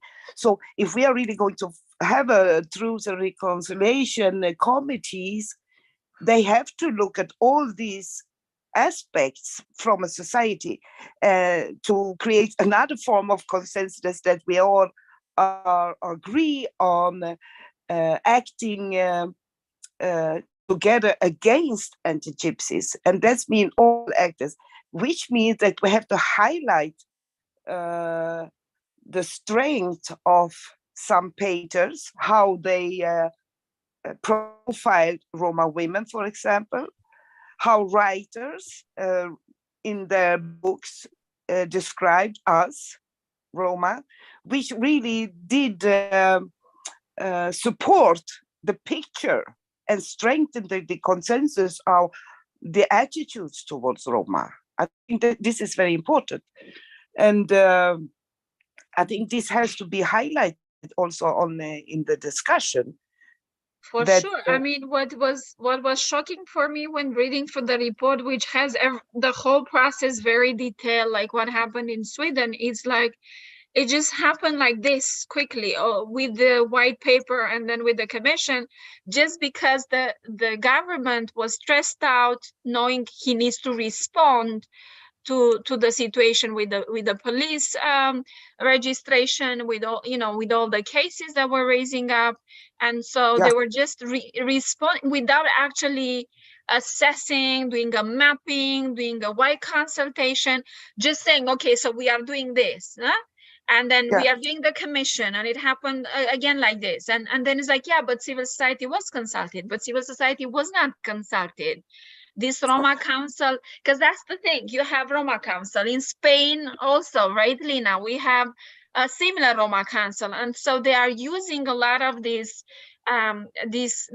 so-called consultative mechanisms to argue that we have consulted, but there was no wide consultation. We didn't have all of the things that you mentioned, Soraya, that we should go and do this. So how do we actually create a mechanism that it is inclusive and it is reflective of all the different voices within the Roma community? And I do think it has to be independent, and what I wanted to say, but obviously I had to just decide what to put from the points that I had made, and also announce maybe there is still an opportunity. Now the commission just opened on the 8th of December this serve call, where you also have the fight against anti-Gypsyism, and so I think there is a budget of like 400,000 million euros for like 2 years project with minimum 100,000. And so I think that we should use, because I've seen examples of coalitions of organizations, for instance, like in the Czech Republic, that have used the funds, I think particularly ESF funds they use to create these national coalitions and remain to some extent independent, and then they decide who who is inside, and hopefully can be more inclusive. And even if it's temporarily for 2 years, at least they have a moment, and this is what I wanted to also talk, like they create something more like informal, if it's still possible, and they work together. They see how it works, what they have to learn, who else has to be, how big it has to be. And then after these 2 years, so it's like a pilot type of, then they decide to, okay, so we are going to have this type of platform or coalition or whatever it's called. Because I think that if we are waiting for the commission or for the government to create consultative mechanisms for Roma, it's always going to be linked to a government structure by default, because they are setting them up. And it's going to be more tokenistic. And I also heard about Sweden, that basically most of the Roma in Sweden are I just read in the RCM report, are hired as public officials. And so you lose the role in Sweden as watchdogs, NGOs. You don't have that anymore. Everybody works in a ministry, and then they say, oh, but Roma have been involved. But once you step in this administrative role, you don't belong anymore to civil society. And so I think there are a lot of deficiencies with these empowerment processes and participation. So I'm happy that we started this debate. Maybe we continue, Alina, in Madrid to have the second part of it.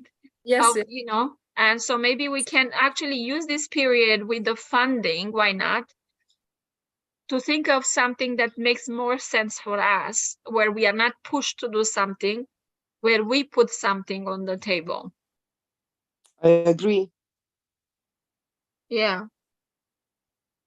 So yeah, I had a bit of reflection when but it was, you know, I was like, you know, taken aback a little bit with this report. It's like, this was not such a good practice. Oh, this is, you know. The same for us, because in the beginning, everyone kind of applauded, and ourselves, you remember when we did the first study on institutionalized institutional forms of anti-Gypsyism, that we put this as a promising practices, highlighted all the positive contributions. It was also 2017, 16 at that time. When the commission was still existing in 16. Yeah.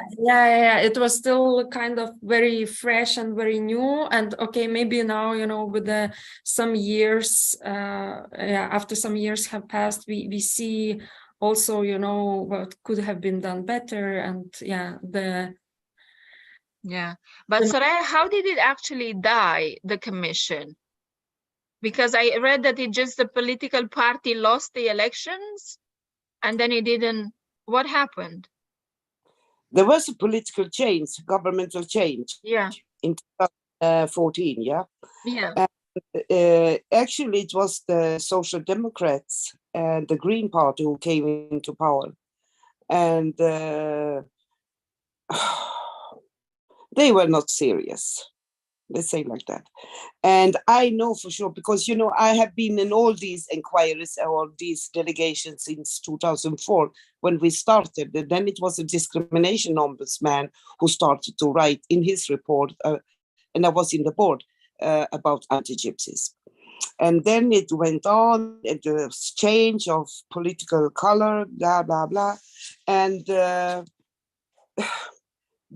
what we requested from the first delegation on Roma issue was a real truth and reconciliation committee who will tackle all this area I spoke about before. And he was from the Liberal Party, but the ruling party was like the moderate, like the EPP group in the parliament, you know? Yeah.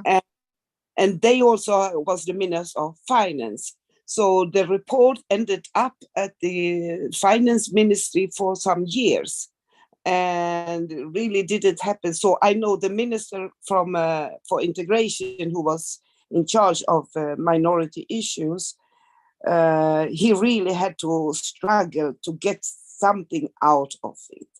And I must say, he was the first minister who really believed in what we said. So he wanted to have like this, how to say, at least he could manage to have this 20th century's white book.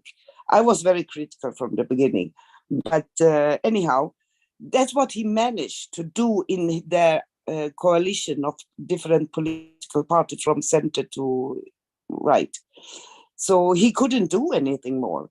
And then when we delivered the white paper, and then when we delivered the report and recommendation from the Commission Against Antigypsyism, they already changed political color again. Yeah. And and they had been in opposition for some years and really took on their political idea of, you know, labor market, you know, and then it came the migration, you know, wave. So again, Roma were put aside. So, and that had been the case since then. It is not a priori question. You said yourself, Isabella, the framework, Sweden doesn't follow it because they think they are good enough. Yes, And they, yes. yeah, and they are not. And the case what we are now facing about media, about attacking Romani Greece, attacking the Roma honor culture, honor violence culture, but the way they do it is terrifying. I tell you, terrifying. And so we are so weak after being quite strong for a time. We are totally demolished in Sweden now, and we have no power at all. And now with this new government, there are one minister of labor market who has the responsibility of minorities, and there is a minister of culture who has responsibility to have this how to say, discussions with Roma in like a council. I'm in that council. I couldn't go on the first meeting, but I'm afraid for the future, for the development. I hope for the Commission, and I spoke to Livia about the situation in Sweden, and I hope for the Commission to put some more pressure on Sweden. And I don't even know who is Roma national contact point for. I don't even know that. So so I don't know what kind of presentation there is at the Commission's platforms meeting, or the meetings with the national Roma contact points. Yeah. And also, Isa, I left Sweden for 5 years, and coming back, and now I am one of these civil servants in a Roma center in my city until December, dealing with the national strategy, like this. But as you said, I cannot be a watchdog because I am a civil servant, so I am limited what to say, and this is my frustration. So I think I will stop that, because I don't feel good because of this.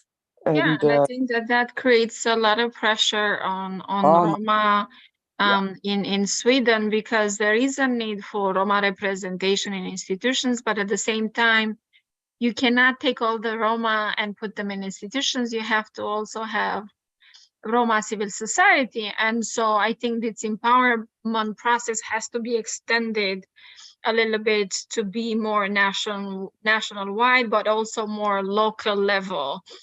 I don't know how many local level Roma NGOs are in Sweden, but we don't get to hear them a lot. And so I think that there needs to be more investment on a grassroots level. But this is the problem. Yes, but this is the problem, Isabella.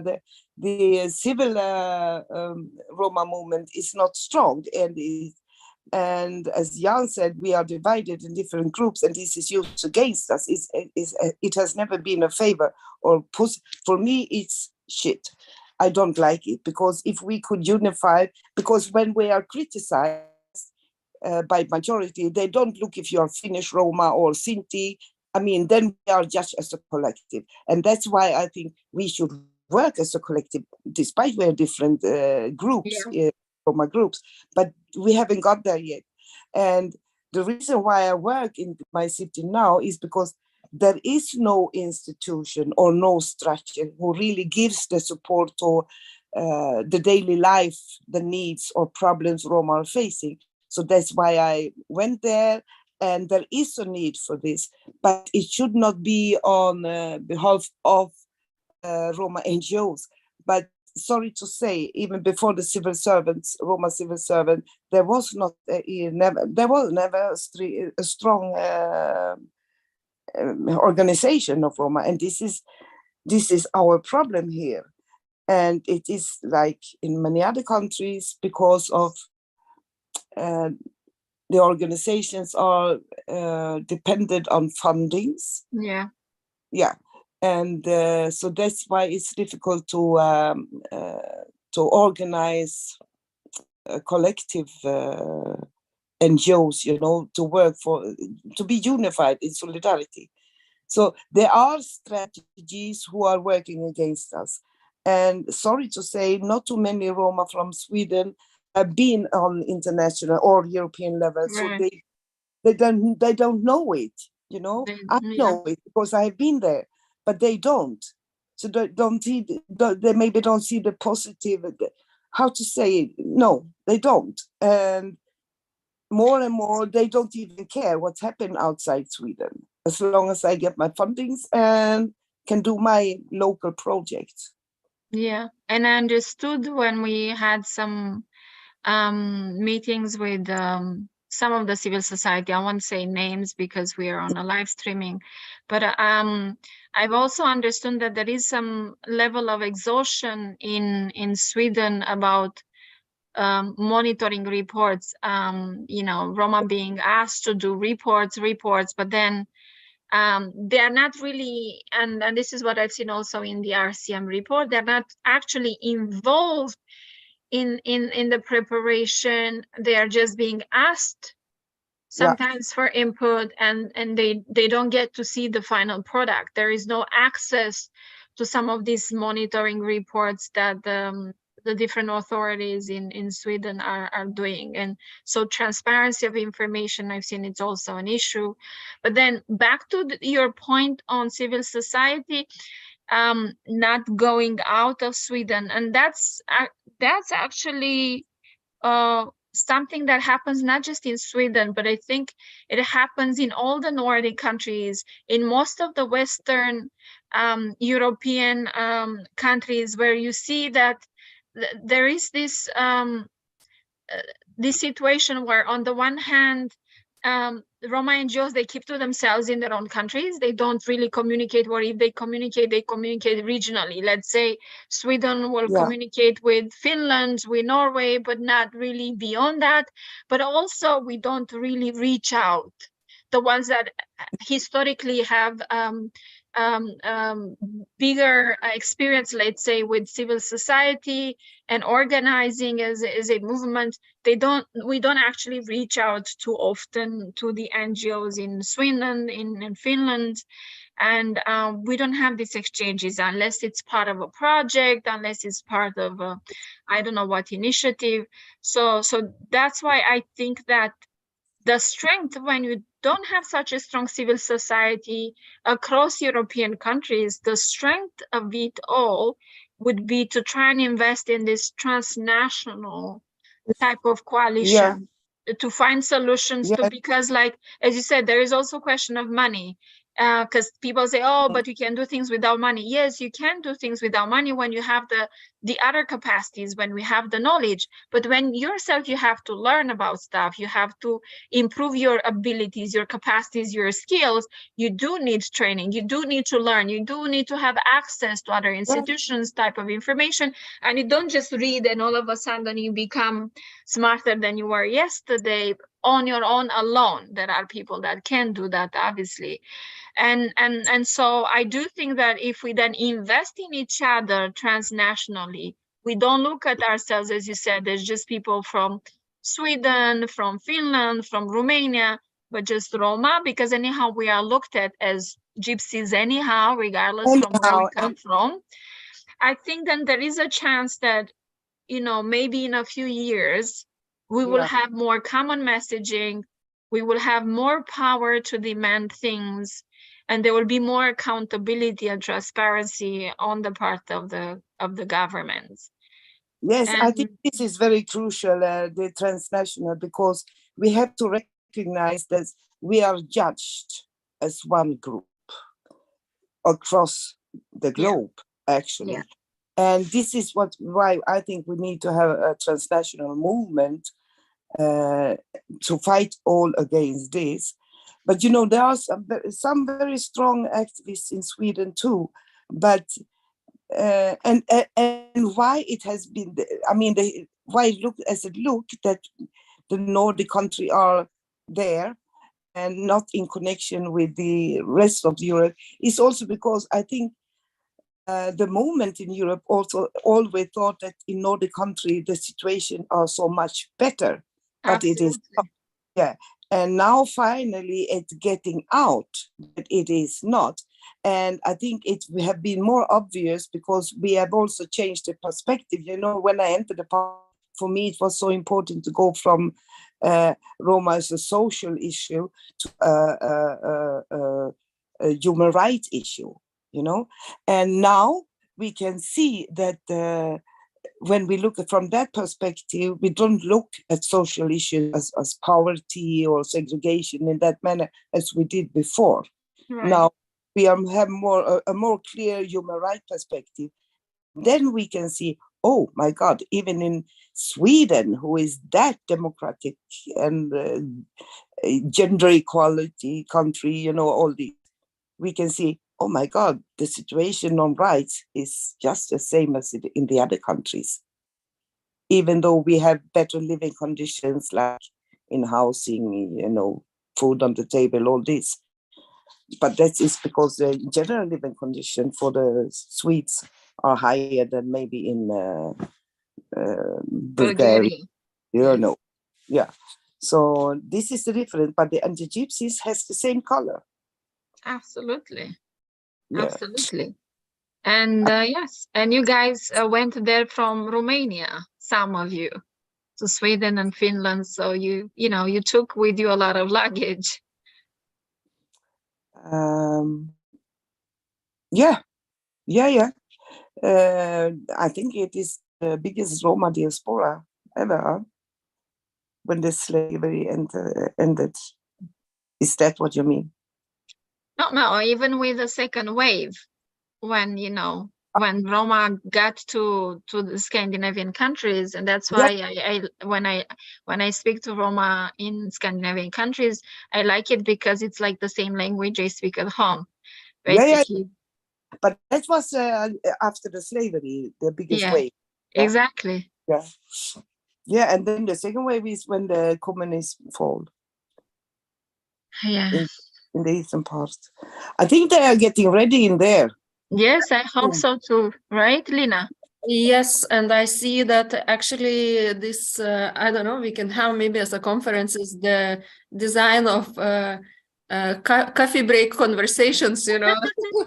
Yes, why not? Yes, and also to engage with the participants as well. And actually participants have been engaging. So we have some, I don't know, comments coming from Murat Haliti.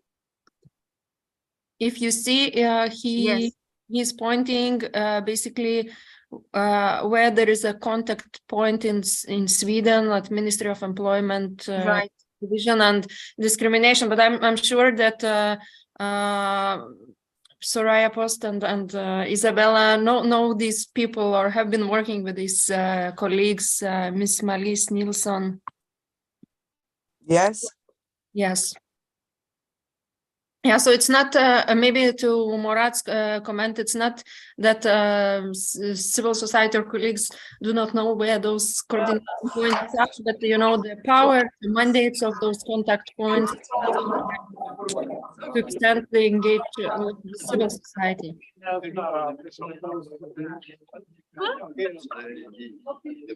Okay. We hear we hear from the audience.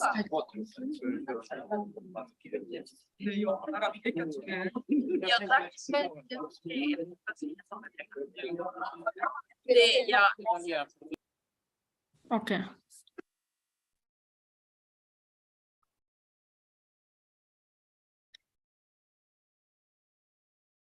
I muted colleagues on the panel while they are setting up.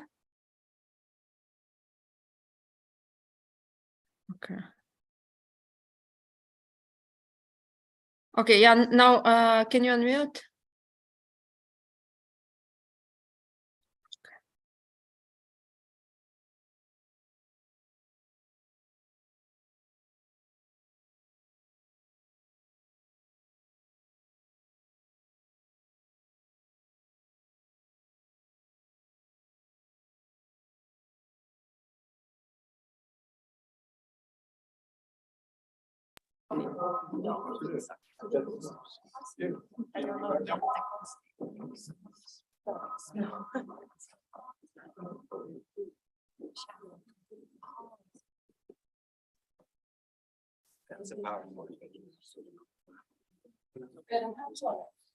Jag tror de säger det. Välkommen tillbaka efter pausen. Jag hoppas ni har fått till er kaffe och godheter som fanns där ute.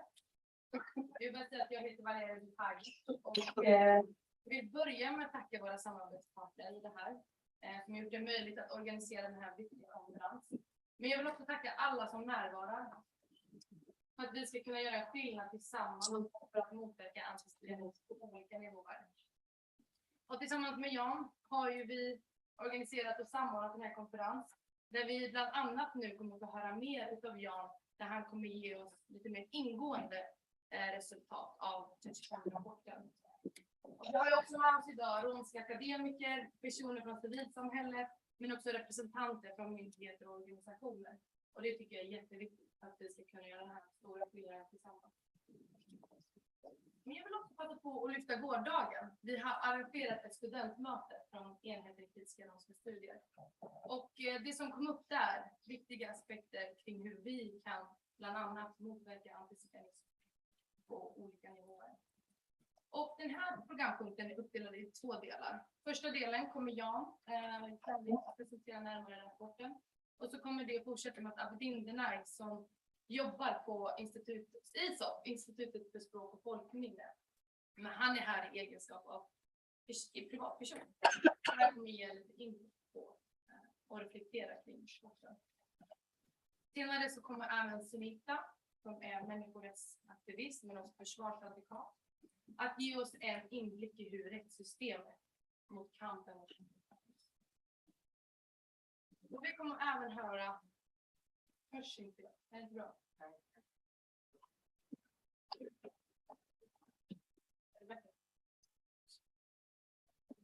Hörs det bättre nu?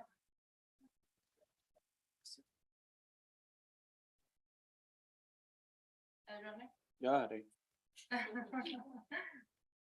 Eller ska jag fixa det? Är den inte på mig? Men det är nog kanske sekundärljud i den micken, men alltså knackar inte på det. We can hear you on Zoom. Själva dosan. Du drar upp bra bredet så att liksom det är någon sån där färg. Ser du där uppe med alla de här som man berättade? Där är så är det vet Men jag fick för mig att de sa att de hörde.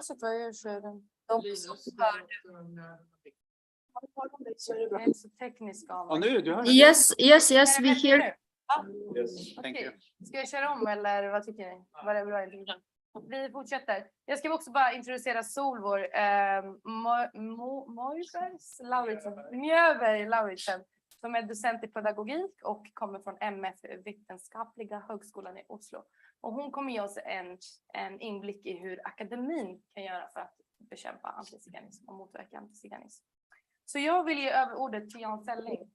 Jag tyckte Sunita gjorde en så bra presentation av dig så att jag ger dig ordet bara rakt av. Prova sådär. Tack. Ja, hej igen. Nu går vi stäng av de andra mikrofonerna så kanske. Ja. Ja, nu ska jag prata om det här på ett lite annat sätt. Jag tror lättillgängligare också. Men okej, jag har forskat om antiziganism sedan delegationens tid faktiskt. Och det är nog inte en tillfällighet. Därför att det var ju då någon lät mig göra det. Det var då på Uppsala universitet faktiskt. Så man kan väl säga att min forskning på sätt och vis är en produkt av den här processen som jag kritiserar. För att citera Mujo Halilovic som en del av er vet vem det är. Han är ledande i Romskt informations- och kunskapscentrum i Malmö. Och också har varit involverad i flera av de här sakerna genom åren. Han har sagt ungefär så här att nu har vi haft alla de här sakerna. Det har producerats hyllmeter. Men varför har ingen fått i uppdrag att genomforska den här processen för att utnämna den röda tråden? Det är obegripligt. Alltså det är så att staten eller andra institutioner beställer och betalar för saker hela tiden utan att verkligen genomlysa det hela, vad som händer, om det där var bra eller inte. Och om man ska verkligen gå till botten med det hela, exempelvis med det faktum att samer och tornedalingar fick sanningskommissioner medan romer troligen aldrig kommer få någon här i Sverige. Varför blev det så? Men också, har det här varit effektivt? Kunde man ha valt bättre? För att kunna få svar på de här sakerna så måste man det skulle krävas omfattande undersökningar. Kanske av någon kommissionär. Och gå igenom allt det här. Och också titta i detalj på exempelvis alla investeringar i inkludering som har gjorts. Riksrevisionen och jag vet inte, helhetsgenomlysning. Var det här det bästa? Vad ska vi gå vidare från nu? Men jag ska återkomma till det där i slutet. Men först så vill jag liksom beskriva den här. Det ser ju nästan ut som bollar här. Och det är en slags bollbana som politiken mot antiziganism har gjort sedan millennieskiftet. Först erkännande som nationell minoritet och sen så kom ett lyft här med den här delegationens utmärkta betänkande. Och så kom strategin som var lite omdiskuterad, men den kom igång. Sen kommissionen blev ytterligare ett stort lyft. Det var på något sätt höjdpunkten, kan man ju säga, i någon mening. Sen sjönk det igen och så hade vi en ny utredning som blev ganska okänd och lades i malpåse om romsk myndighet igen av Charlotta Wickman. Och slutligen där vi är nu med dagens politiska realiteter och där kanske vi är på någon slags rock bottom. Men samtidigt har vi lärt oss väldigt mycket och det finns en kritisk massa på ett annat sätt än tidigare. Okej, om vi börjar här. Det är lite störande att den där bilden ligger där tycker jag, men det kanske måste vara så. Okej, ni ser ju här de olika aspekterna, men det viktiga med det här erkännandet för Sveriges del, för romernas del, var ju att ett erkännande av att faktiskt vara en del av Sverige, precis som för de andra minoriteterna naturligtvis, och att nedsättande termer som Z och T försvann ur officiellt språkbruk. Att lagstiftning skapades kring skydd av nationella minoriteter och språk. Och detta i sin tur innebar ju att romer måste tas in i dialog med makten. Det innebar ju också att grupper som tidigare inte organiserat sig öppet gjorde det, framförallt resandegruppen. Och det innebar att staten måste skaffa sig ny kunskap. Bland annat ska nämnas den här utredningen av DO som var Lars Lindgren som gjorde 2004. Den är intressant eftersom det var tack vare honom och den utredningen. Det är första gången som begreppet antiziganism används i svensk myndighetsprosa. Så det är ju en intressant spaning. Det här innebar ju också viss uppmärksamhet i media, inte minst kring historiska övergrepp. Det blev intressant för redaktionen att ta upp det här på något vis. Och det i sin tur ledde till lite ursäkter. Regeringen bad i alla fall ursäkt till resandegruppen genom en debattartikel i Expressen. Men längre än så gick det inte där och Svenska kyrkans ärkebiskop talade om behov av försoning. Det var inte heller riktigt en ursäkt, men det var i alla fall något som var på gång. Och då ska vi se här. Ja, kommer vi här. Något av det sista som Göran Perssons regering faktiskt gjorde var att inrätta den här delegationen som sedan leddes av Maria Leissner som vi ser här. Och det var ju som jag sa ett stort steg framåt och som jag sa innan också att den vetenskapliga biten bör framhållas leddes av professor Charles Westin som möjligtvis är med oss på Zoom idag. Och där var det ett stort antal romska företrädare som också deltog konstruktivt i den här processen. Och det här menar jag fortfarande är den bästa statliga utredning i romska frågor som har gjorts i Sverige. Det avgörande var framförallt perspektivskiftet, att inte längre betrakta romer som ett problem utan att vända på det och anlägga rättighetsperspektiv och undersöka vad är det som gör att romers medborgerliga rättigheter kränks. Och de kom ju, som jag varit inne på, med en lång rad ganska långtgående förslag. Bland annat det här med förslag på att inrätta oberoende sannings- och försoningskommission som också skulle diskutera materiell gottgörelse. I Norge fick man till exempel ett romskt center och man fick en stiftelse för att ge anslag, stipendiebidrag till romska verksamheter och projekt. Och sen krävde man att det skulle vara statliga, tydliga ursäkter också. Att Sverige skulle ansluta sig till något som kanske inte så många känner till. Dosta-kampanjen hette det. Det var en europeisk kampanj mot antiziganism på alla nivåer i samhället. Och då inkluderingsstrategi och ett permanent sekretariat, kanske enligt finsk modell diskuterades då. För att övervaka inkluderingsstrategin och åtgärder mot antiziganism. Okej, sen så blev det alltså ny regering igen. Och då såg det ut så här plötsligt.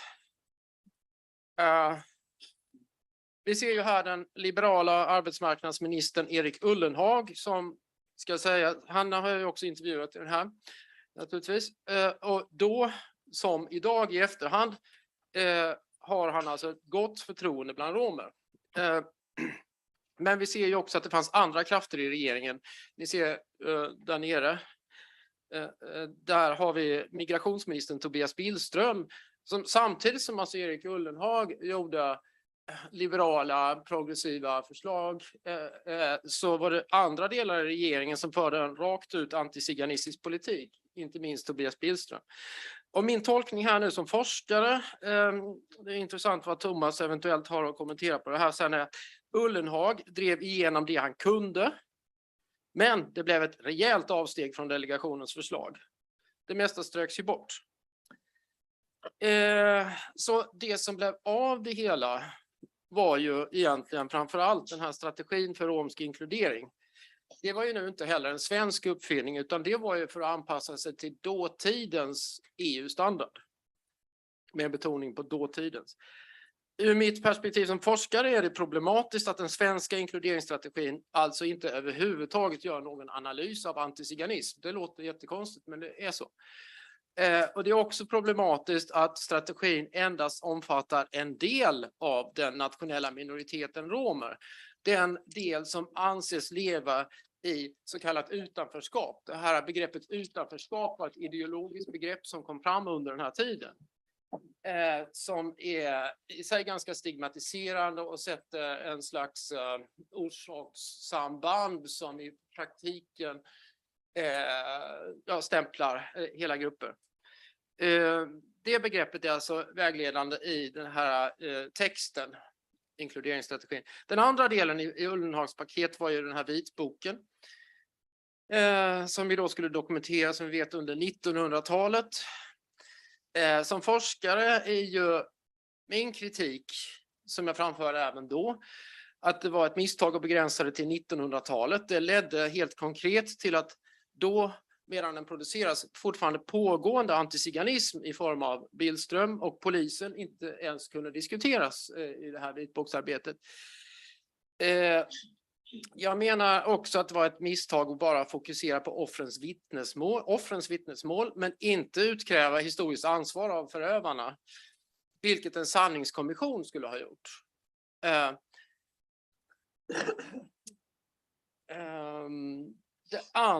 Det fanns ju också andra konstigheter med den här vitboken som jag har påpekat. Och det var ju dels att det var en regeringskontrollerad eller regeringsredigerad icke-transparent process och att redaktörerna inte ger sig till känna i den här produkten. Och den innehåller ju inga slutsatser heller. Faktiskt inte ens en sammanfattning. Det är också ganska märkligt när man nu lägger ner ändå så mycket energi på något sånt viktigt.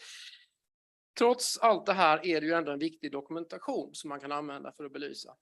Men sen var det ju så här att det uppstod ju snart ett annat problem.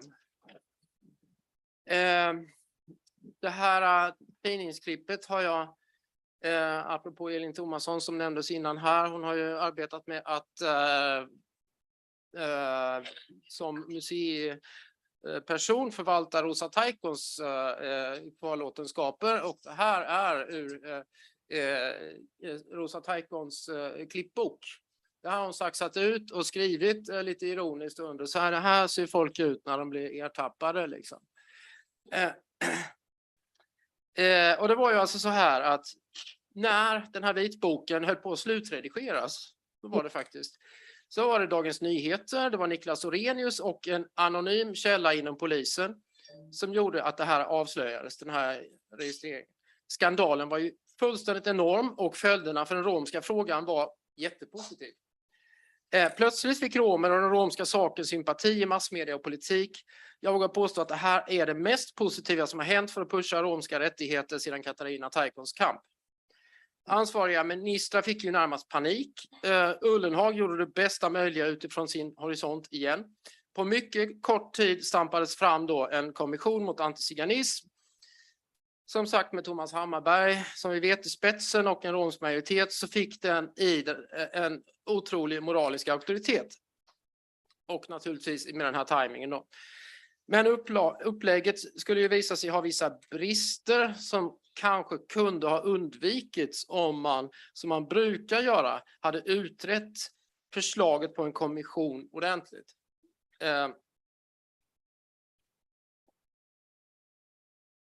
Så, här har vi den. Och den hade ju bara 2 år på sig, 2014 till 2016, mycket begränsade ekonomiska resurser. Bland annat fanns det inte utrymme för att ta in vetenskaplig kompetens på antiziganism. Trots det här producerade kommissionen många resultat. Man fick ju då draghjälp i media av uppmärksamheten kring det här polisregistret, och det där var ju också en av kommissionens huvuduppgifter. Kommissionens arbete bidrog till att ge romerna upprättelse juridiskt och även att ansvarig minister och rikspolischefen bad om ursäkt. Kommissionen var ju också mycket aktiv i den så kallade tiggeridebatten och bidrog till ett mer sakligt och mindre rasistiskt debattklimat. Den här effekten blev ju, som vi ska se, endast tillfällig. Men kommissionen bidrog som sagt till att etablera begreppet antiziganism och sprida kunskap, bland annat riktat mot skolan. Men den hade ju också begränsat mandat. Och den kom ju fram till den här ena intressanta institutionella reformen att inrätta ett nationellt center för romska frågor, som ju var i princip det som delegationen hade lagt upp till. Men nu kom det alltså en form av mer utredd plan på hur det hade kunnat se ut. Min analys är alltså att kommissionen var bra, men allt för begränsat mandat och uppgifter och resurser. Framförallt fanns det ju ingen plan på uppföljning överhuvudtaget. Och därför så rann mycket av de här landvinningarna, enligt min analys, rann de ut i sanden när den hade avslutats. Och vid den tidpunkten så fanns ju inte ens Ullenhag kvar som minister. Han försvann ju helt från svensk politik dessutom. Ingen annan tung politiker tyckte kännas ägarskap till kampen mot antiziganism. Det blev dock ännu en utredning. Här är en ny regering igen. Ser vi Amanda Lind och Ylva Johansson. Och då fick alltså Charlotta Wickman i uppdrag att utreda igen det här med en permanent institution som heter långsiktighet och stadga i arbetet framåt. Den blev ju klar 2018, men den låg i malpåse på regeringskansliet i ett helt år innan den sen publicerades, och kravet sågades slutligen av regeringen. Det intressanta med den där utredningen är ju att den entydigt fastslår att inkluderingsstrategin är dömd att misslyckas om det inte sker en rejäl omsvängning. Den här röda lampan tycks ju inte någon ha tagit riktigt på allvar. Utredningen fastslår mer exakt att det är just det romska civilsamhällets svaga ställning i Sverige som gör att det förutsätter en permanent institution för att häva det här maktunderläget, och att staten därför fattar dåliga beslut på grund av dåliga samrådsformer med romska civilsamhället. Det här bekräftas också av oberoende forskning som fastslår att den svenska modellen tenderar att vara så här att man beslutar först och sen informerar man romska representanter. Som dessutom har valts ut på ett sätt som inte premierar kompetens. Det blir alltså mer som ett alibi pro forma, medan viktiga perspektiv aldrig tas in. Och Wickmans förslag var alltså det här som hon kallar för Roms myndighet. Och det var ju återigen i princip samma idé som delegationen och kommissionen före det. Men nu valde ju regeringen att begrava frågan helt och man skyllde då på att det var olika meningar och tjafs mellan olika romska röster. Men å andra sidan så tog ju inte regeringen ansvar för den här frågan. Vad ska man göra istället då? Överhuvudtaget så gör ju den här regeringen intryck av att vara oengagerad och dåligt informerad. Handlingsplanen mot antiziganism till exempel från 2016, den blir aldrig uppdaterad trots att den är utdaterad. Europaparlamentets krav 2015 negligeras när det gäller att erkänna förintelsen av romer just under beteckningen förintelsen, så står det i den Europaparlamentets resolution. Istället lyssnar man då på det här mellanstatliga politiska organet IHRA, International Holocaust Remembrance Alliance, som Sverige en gång har varit med och startat. Och de fastslår ju att endast folkmordet på judar men inte folkmordet på romer ska ingå i begreppet förintelsen. Det här får ju konsekvenser då som man ser i det här Malmö International Forum, Remember React. Som vi ser här förekommer ju antiziganism inte i titeln till evenemanget och det klargörs dessutom mycket tydligt i sammanhanget att romer inte heller ingår i begreppet förintelsen. Det leder ju bland annat, då är det ju alltså varken romer eller antiziganism. En konsekvens som är mycket påtaglig är att det som utlovades där, det skulle bli forskningssatsningar och så vidare. Där blir det alltså en forskningssatsning på 60 miljoner kronor som aviseras i samband med konferensen. När det förslaget har processats från regering till vetenskapsrådet och tillbaka så har igen orden romer och antiziganism försvunnit helt. De är inte ens med i det här. Och ett ytterligare problem i IHRA som jag sa innan är att man hävdar att antiziganism är synonym, att man lika gärna kan säga antiromsk diskriminering. Det har Soraya, jag och Thomas med flera protesterat mot med skrivelser. Och jag utgår ifrån att alla här i rummet förstår att rasism är större och bredare än bara diskriminering. Och som sagt, förintelsen kan ju inte beskrivas som diskriminering. Och det här blir ju, som vi ska se, ganska problematiskt.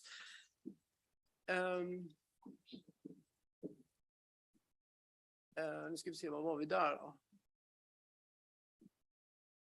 Just där hade vi den, ja. Och det var det som jag nämnde kort innan. När alltså regeringen 2020 uppmanas av EU att uppgradera inkluderingsstrategin enligt den nya EU-standarden, så svarar man i 2021 på hösten är det, så svarar man så här: någon revidering bedöms inte vara nödvändig. Alltså allt är som det ska, allt det som är bra i Sverige, vi behöver inte förbättra någonting. Men analysen hos EU här är intressant. Den är delvis som hos Wickman, eller slutsatsen är som hos Charlotta Wickman. Inkluderingsstrategierna är på väg att misslyckas i hela EU. Orsaken, och där har EU en lite annan analys, är att fokus allt för starkt har legat på att förändra romer och allt för lite på att förändra antiziganistiska strukturer och attityder. Regeringen svarar alltså så här kärnfullt på att allt är bra. Och här är det inget fel med strategin, men det är ganska intressant om man går in och tittar i det där dokumentet. Där står det att regeringens referensgrupp har godkänt den här analysen. Samtidigt som man i en bisats säger att det fanns visst lite avvikande åsikter, men det står så. Jo. Det stämmer inte. Nej. Alltså Jag kan ta fram dokumentet sen efter pausen, så ska ni få se det. Jag tror de är inte emot vad du säger, men vad det stod där inne. Ja. Men det jag försöker säga, jag kan ta fram det dokumentet sen. Det är att man kör över det som ni sa, eller om det nu var ni, men det som de romska, och det är det som jag tycker är ganska oerhört. Och det är avslöjande när man plockar fram det, att man behandlar romska representanter på det sättet. Det är det jag vill peka på. Vi var väldigt tydliga. Ja, Men det säger inte... Kan vi bara... Eller vill du... Jag tänkte bara säga att under den här tiden då, för det var för ungefär 1-2 år sedan, så jobbade jag på Länsstyrelsen i Stockholm. Och vi skrev också i våra årsrapporter, eller uppföljningsrapporter, att man behöver se över strategin. För att den är liksom den är inte aktuell utifrån dagens mått mätt. Men ja, här är... Men det finns fler fräckheter i den här skrivelsen från Kulturdepartementet där. Och där hänvisar man ju då alltså helt fräckt till att som exempel på saker som vi gör mot antiziganism är det här arbetet med IHRA och Malmö International Forum. Det drar man alltså upp. Alltså sånt som i själva verket var ett stort svek mot romers krav tar man upp som check vi har gjort. Så kan det gå till. Som vi ser så har ju då den här bollbanan dalat betydligt och då kommer vi in på det här. Ny regering igen. Och det är ju inte ett lysande utgångsläge rent politiskt, men det var som vi pratade om här innan att varje kraft föder ju en motkraft kanske. Nu har vi här, och nu vill jag liksom lyfta fram det som har synts också innan. Att frågan om antiziganism och rasism ligger hos en minister, Johan Persson, medan inkluderingen ligger hos en annan minister, Parisa Liljestrand.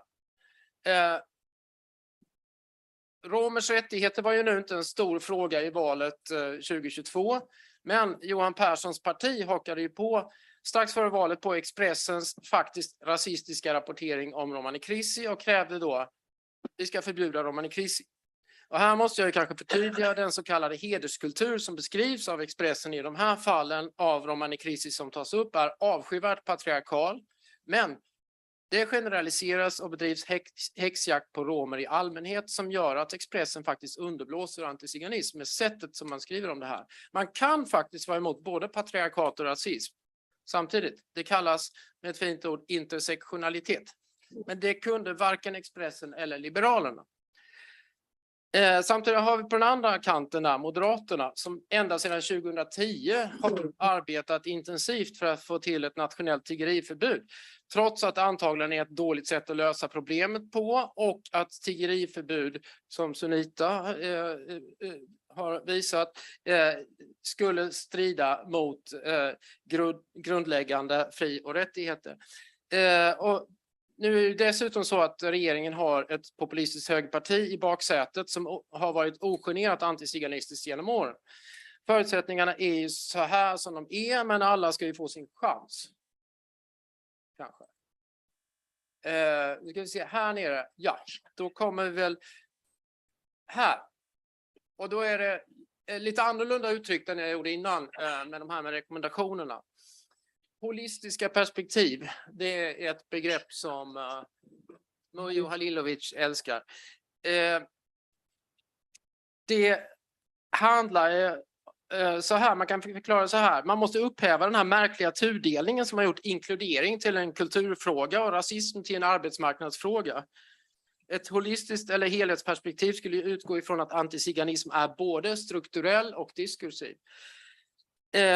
Det andra, det handlar om att uppgradera, som jag har varit inne på, inkluderingsstrategin till EU-norm. Och då måste man ju sätta sig ner, som Isabella Mihalache sa, gå igenom punkt för punkt, indikator för indikator, vad fattas. Då måste man ju gå igenom och granska också vad som har gjorts och utfallet av det hittills, även i ekonomiska termer. Har resurser använts på bäst sätt? Och sen en viktig punkt här, enligt min analys, det handlar om att häva romers maktunderläge genom att ta frågan om demokratiskt deltagande på allvar istället för att citera romer som alibi. Jag rekommenderar beslutsfattare och tjänstemän sen att konsultera doktor Stenros i den frågan senare. Ännu idag är det så att referensgruppsuppdragen fördelas i praktiken av romska organisationer som har beviljats verksamhetsstöd. Trots att, när jag har tittat på det, en del av dem inte bedriver någon verksamhet överhuvudtaget. Det finns i princip ingen kontroll. Allt rullar på och samma referenspersoner återkommer. Samtidigt utestänger modellen kunniga och engagerade, ofta yngre romer. En del med högskoleutbildning som kunnat bidra, en del på annat sätt.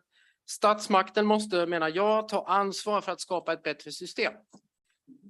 Och luta sig mot modeller som enligt internationell forskning visat sig fungera bättre. Ja, jag är nästan färdig här också, det passar bra. Och jag är enig med de här bedömningarna, och det här är också en viktig punkt som har gjorts av delegationen, kommissionen och Wickman, att man behöver en permanent instans av myndighetskaraktär, eller kallar det delegation, permanent delegation. Och i Tyskland har de ju, som vi sett, den här kommissionären.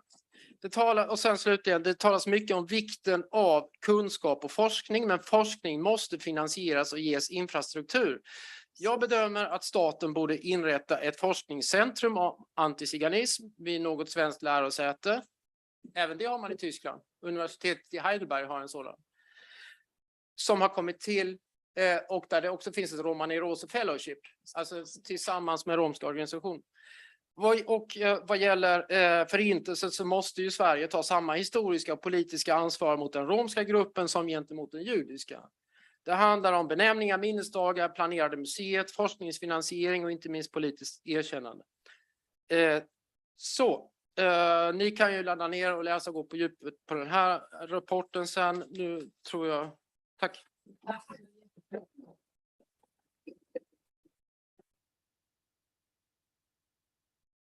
Bara fästa uppmärksamhet på de där 3 lamporna. Det är sånt som jag ändå ser som lovande och positivt. Man ska alltid sluta med något positivt. Romska studenter, medvetenheten, internationellt samarbete. Ska jag starta här nu? Eller? Då kan vi ta bort den här. Nej, men jättestort tack Jan. Du lyfter så viktiga aspekter och vi har mycket kvar att göra, tänker jag, här i Sverige. Vi bara meddela att vi började lite sent så att tidsschemat är lite tajt. Men jag vill ge ordet över till Abedin. Jag ska säga att Abedin Denay, du jobbar på Institutet för språk och folkminne som språkfrämjare. Men du är här av egenskap av privatperson. Tack så mycket. Hej allihopa. Jag tycker att det Jan lyfte upp nu, det finns ju väldigt mycket där som jag tycker är väldigt intressant och håller med om. Det jag ville börja med det var just det här med konsekvensen om antiziganism. Jag ska berätta något personligt. Det här var ju 2013, Skånepolisens register som vi såg nu. Och under den tiden så var jag inte öppen med min identitet som en rom. Utan jag såg just den här artikeln på Aftonbladet. Och jag blev så arg i frustration att jag tog kontakt med en journalist. Och då ställde journalisten frågan: vad heter du? Vem är du? Hur gammal är du? Och då sa jag vad jag heter, hur gammal jag är, att jag bor i Gävle etc. Och då var jag 26 och då var jag faktiskt ungdom. Medan nu räknar jag ung och vuxen i Sverige. Det är kul. Men det jag ville komma fram till, det är just det att senare på kvällen har jag fått ett sms av en vän till mig. Och då sa han så här: du Abedin, du är med på Aftonbladet. Då frågade jag, varför då? Han sa, jo, en artikel om romer. Jag bara, vadå? Någonting om register. Jag bara, va? Så bad jag honom skicka artikel. Sen när jag skickade artikel så förstod jag att i hetans stund så kom jag ut som en rom första gången för hela Sverige. Och det var inte det som var syfte. Och det som är så intressant när jag använder just det här begreppet första gången ut som en rom, så tror alla att jag menar att jag är en annan läggning. Det är inte det jag syftar. Utan det jag syftar på att jag alltid vet om min kultur, min språk, men att jag tog ett aktivt val och inte var öppen med det framför. Och en del av den här konsekvensen om antiziganism, för vi pratar om just det, när det gäller förintelsen. För när jag var i kontakt med den här journalisten, och då nämnde jag till henne faktiskt också att det här är ju samma metod som Hitler använde mot judar. Men jag nämnde ingenting om romer. För jag visste inte att romer var i Auschwitz då. Det fick jag lära mig lite senare. Och det här är en del av konsekvenserna, att romer själv får inte veta sin historia. Att det berör ju också, inte bara judar. Och det är hemskt tycker jag. Och det är därför jag tycker det är jätteviktigt att lyfta upp det och faktiskt ge romerna också den här rättvisan. Vi har också lidit. En annan sak om antiziganism som jag vill också berätta om, det var om ett regeringsuppdrag som jag har jobbat åt Länsstyrelsen. Öka kunskap om barn och ungas utsatthet för antiziganism. Det jag vill säga rasism mot romer. Det gjorde vi en enkätundersökning där det var 85 unga romer som svarade i åldrarna 13 till 25. Det som var så intressant var just att de flesta som var med i den här enkäten var stolta över sin identitet.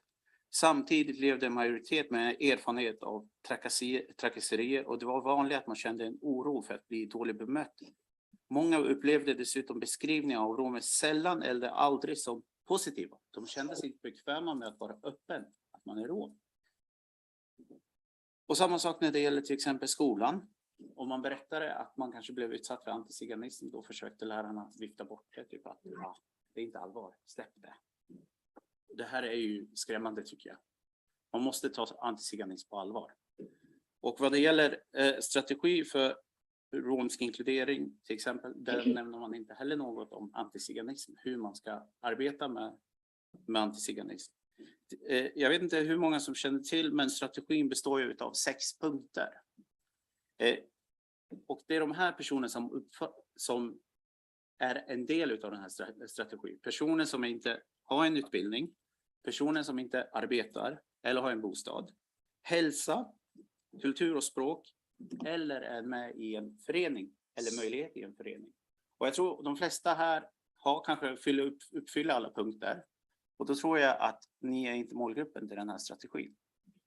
Och det tycker jag är ju hemskt. Men det vi måste också ha i åtanke var ju att den här strategin kom 2012.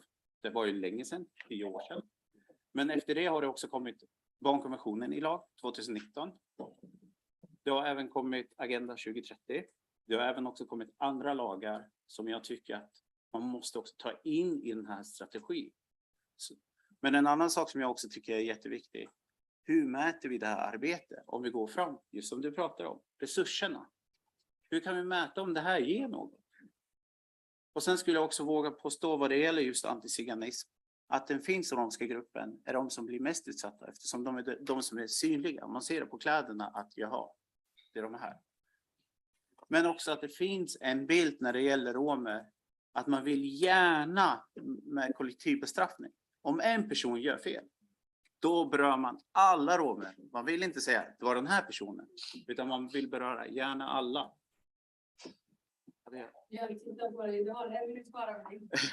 Tack så mycket. Jo, och avslutningsvis vill jag också nämna att den här strategin berör ju över hela Sverige. Och i hela Sverige så menar vi 290 kommuner. Utav de här 290 kommuner så är det cirka 20 kommuner som jobbar med strategi och det har gått 10 år. Så då kan man räkna ut hur många kommuner som inte arbetar. Så det betyder just som Jan lyfte upp att vi behöver se över strategi för att hur kan vi ha en tyngre påtryck framförallt på det lokala arbetet också. För jag har kommit i kontakt med flera romer som inte känner till deras rättigheter som nationella minoriteter och vad de kan efterfråga. Tack.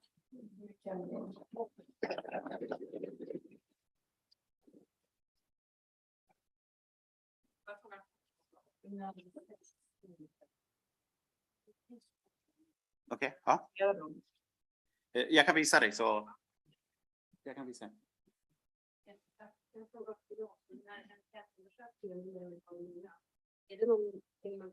Can you repeat the question because interpreters cannot hear it? Repeat the question. My question. The survey with youth and If Valeria or moderator could repeat the question because the audience doesn't have good microphone, it seems. The question was if where she can find the survey that Abdi mentioned about the youth and young people, their experiences about antigypsyism in Sweden. So yeah. Får jag bara en faktagrej? Forum för levande historia har de ordentligt i uppdrag att de ska också titta på romernas situation. Jag kollar på deras hemsida, där ligger ju ganska mycket. Men... Jo. Det finns ju personer från forum här i lokalen så det kan ju svara om det är så. Men precis. Ja.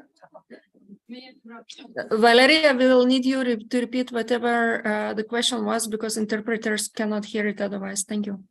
So the question was if you have any agency in Sweden, Living History Forum. The Living History Forum working with Antigypsyism in Sweden. Yes, thank you so much for the questions. Tack så mycket för frågorna. Nu har vi kommit lite i dagordningen så Solvor kommer in före. Så jag vill varmt välkomna Solvor som är med oss på Zoom. Att ta över, take over the floor, Solvor. Tack. Valeria. Kan ni høre meg bra og ni ser min presentasjon? Alt I sin ordning? Vi hör dig. Og ni ser også presentasjonen? Ja, vi ser det. Okay, tack så jättemycket Valeria. Det har varit fantastiskt att följa den här konferensen så långt. Det jag ska prata om är akademin I kampen mot antiziganism. Och jag är utbildad I pedagogik, jag har en doktorsexamen I pedagogik och arbetar nu på MF-vitenskaplig högskola I Oslo, eftersom jag för närvarande är tjänstledigt från min jobb på Södertörns högskola. Men I den här presentationen kommer jag att prata om den svenska situationen och jag kommer också att dra nytta av min erfarenhet från att ha deltagit I etableringen av ämnet kritiska romska studier på Södertörns högskola. Först så vill jag bara klargöra att jag är själv inte rom. Jag är därför särskilt tacksam mot de som har delat sina insideperspektiver med mig och jag tackar särskilt Armon Heljic som jag har diskuterat denna presentation med, men också de andra romska studenter och akademiker som har utbildat mig I det här ämnet. Så, vad kan lärosätena göra för att stödja kampen mot antiziganism I Sverige? Jag kommer att ha 3 huvudpunkter, nämligen anställa romska akademiker, stödja romska studenter I högre utbildning och prioritera forskning om antiziganism och dess effekter. För att börja med det första, anställa romska akademiker. Vi har lyckligtvis kommit långt när det gäller att förstå fördelarna med att inkludera till exempel kvinnor, ursprungsbefolkningar, etniska minoriteter och LGBTQ-personer I forskning och utbildning om frågor som direkt påverkar dem. Det är mitt intryck att romska studier på något sätt är unikt här, på ett negativt sätt. Vi har ännu inte nått den punkt där vi som lärosäten förstår vikten av att låta romska akademiker undervisa om romska frågor och det romska språket I Romani. Samtidigt är detta nödvändigt, inte symboliskt som det ofta framställs, utan för att romska föreläsare har en kompletterande kompetens. Förutom sina akademiska meriter har de erfarenhet av att vara romer och bli utsatta för antiziganism och kan därför väcka nya frågor, ge mer exakta beskrivningar och mer kraftfullt utbilda studenter om romers rättigheter och antiziganism. Med detta sagt vill jag citera Anna Mirga Kruselnika från publikationen Nothing about us without us som publicerades av European Roma Rights Center I 2015. Romernas deltagande I akademin produktionsprocess blir symbolisk och uttrycker I bästa fall paternalism. För att undvika det som Mirga Kruselnika här varnar för är det viktigt att högkvalificerade romer prioriteras och att de får samma ansvar och inflytelsepositioner som sina icke-romska kollegor. Och romska akademiker finns och ett antal individer vill använda sin kompetens för att bygga lärosäten I Sverige. Jag har blivit besviken och arg när jag mer än en gång har sett högkvalificerade romer bli förbigåtts av icke-romer eftersom universitetsledningar inte har varit villiga att göra rätt prioritering. I ett fall bevittnade jag en icke-romsk akademiker I en fast tjänst. När han sa upp sig ersattes hans undervisning av en romsk akademiker som efter min mening mycket bättre kvalificerad. Men hon var tvungen att göra arbetet på teambasis. Som ett resultat hade den romske föreläsaren inte samma möjlighet att utvecklas I sin akademiska karriär, förutom den extra stress som osäkra anställningar orsakar. Detta förstärker ojämlikhet. När romerna är anställda ska de ges goda arbetsvillkor. Så, stödja romska studenter I högre utbildning. Romer är på grund av strukturell diskriminering underrepresenterade bland högutbildade I Sverige. Som Mehmed Darmagular sa tidigare om den tyska kontexten så exkluderingen av romer från utbildning har lett till att the lack of education is inherited through generations. Men saker förändras. Igår var det studentträff här på Södertörn som flera har pratat om. Romska studenter från hela Sverige anslöt sig og de studerer blant annet til å bli lærere, jurister, psykologer. Trots den kunnskap vi har om de ekstra utmaninger disse studenter står innenfor på sin vei mot sine sluttprov, ges ingen spesifikt stød til romske studenter. Det for hver og en av dem at håndtere på egen hånd. Sverige skyldig hver og en av dem et stort takk for hva de gjør for vår gemensamme framtid. I Sverige hører jeg alt for ofte at affirmative action ikke tillåtet. Da måste vi være kreative. Brobyggerutbildningen på Södertörn visade at alternative løsninger og penger finns dersom viljen til å satse der. Hva jeg alt for ofte ser universitetsledninger som kler seg i byråkratisk språk for å forsvare status quo. Men det like sant at jeg ser lederskap hitte kreative løsninger når det noe de virkelig vil oppnå. Jeg kommer at oppmanne alle ledere på universitetet til å være visjonære og ha ambisjoner, for strukturell antiziganism og paternalistiske attityder holder romer borte fra utbildningsprogrammer i Sverige. De går miste. Romske studenter i Sverige har ingen særskilte behov. Det ikke mindre kvalifiserede, og det ikke finnes interesse for utbildning, men antiziganism misgynner dem. Og et eksempel på det har jeg sett på nært hold. Det hendte at en ikke-romsk professor som ansågs ha produsert antiziganistisk forskning ble hedersdoktor ved et svensk universitet. Hun hadde blant annet skrevet at, jeg siterer, «Sigøyneren behøver majoritetssamhället, men samhället behøver ikke dem». Romske sivilsamhälle og forskere spesialisert på antiziganism protesterade mot utnämningen, men rektoren ved universitetet svarade at det ikke fanns noen antiziganism i hennes forskning. Även om denne situasjonen fikk viss oppmerksomhet, den tyvärr ikke unik. Mennesker i ulike posisjoner på ulike universiteter produserer antiziganism uten at det får konsekvenser for dem, even når det rapporteres. I stedet får romerne selv ta konsekvensene uten stød og kompensasjon. Sådanne prosesser tar tid og energi som annars kunne vært anvendt på studier. Og det urettvist at romer måste gå i bresjen for at universitetsledningen ukunnig.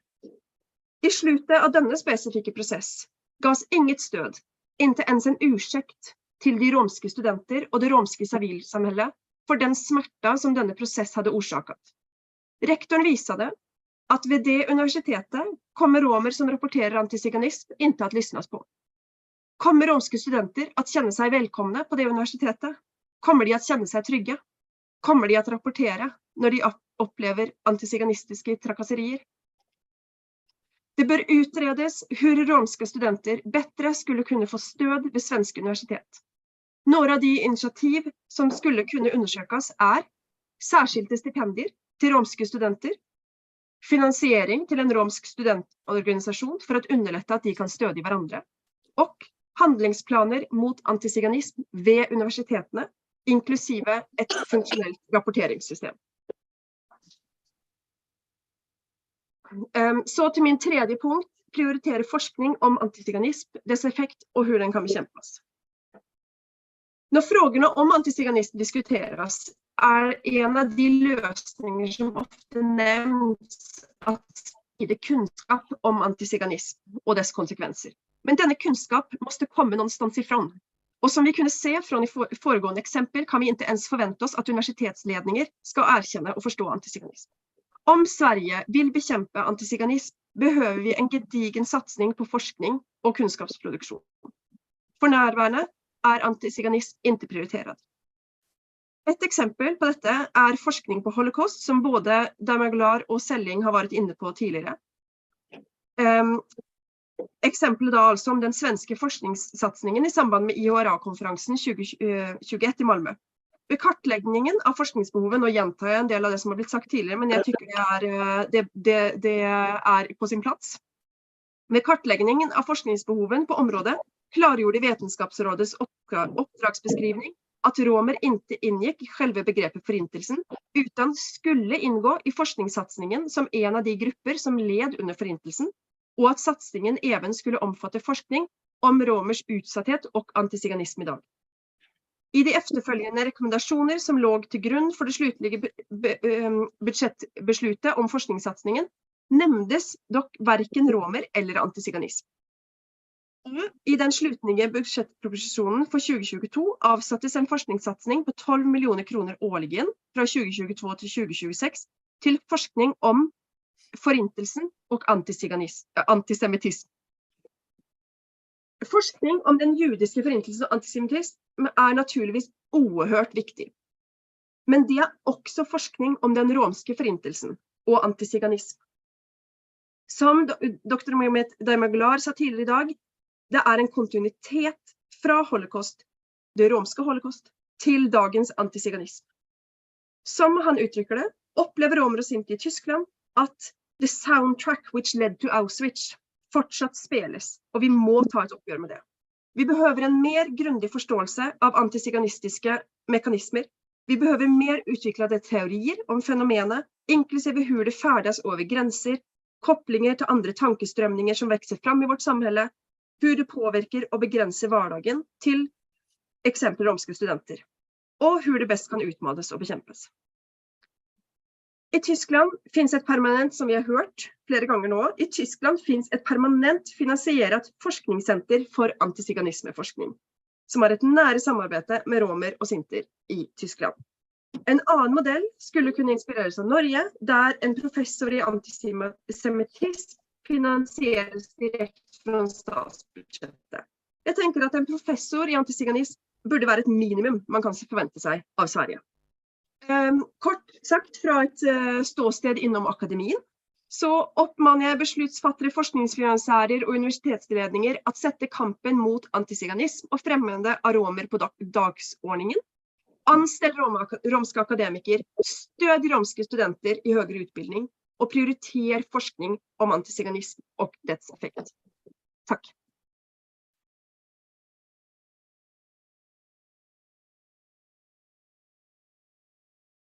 Tack så jättemycket Tova för dina input. Och jag vill verkligen hålla med i att vi tog den här kraften igår när vi hade presidentmötet här på Södertörnsskolan. Och det var så inspirerande men också så stärkande och man fick så mycket kraft av varandra. Så det du tar upp så jag kan inte något annat än att hålla med dig. Det är jätteviktigt. Valeria, du hörs inte. Hörs det nu då? Den mikrofonen du har, Valeria, är mycket dåligare än den till exempel Abedin och Jan har pratat i.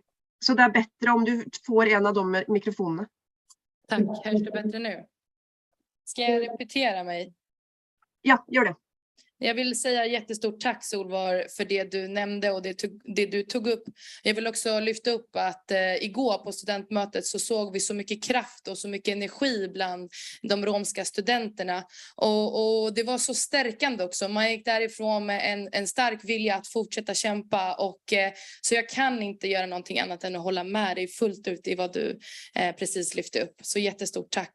Och nu vill jag lämna ordet över till Sunita Mehmetovic som jag precis nämnde förut. Hon är försvarsadvokat men också en människorättsaktivist. Och hon ska berätta lite mer för oss om rättssystemet och kampen mot antiziganism där. Tack Sunita. Ja. Eller varsågod Sunita. Ja, tack.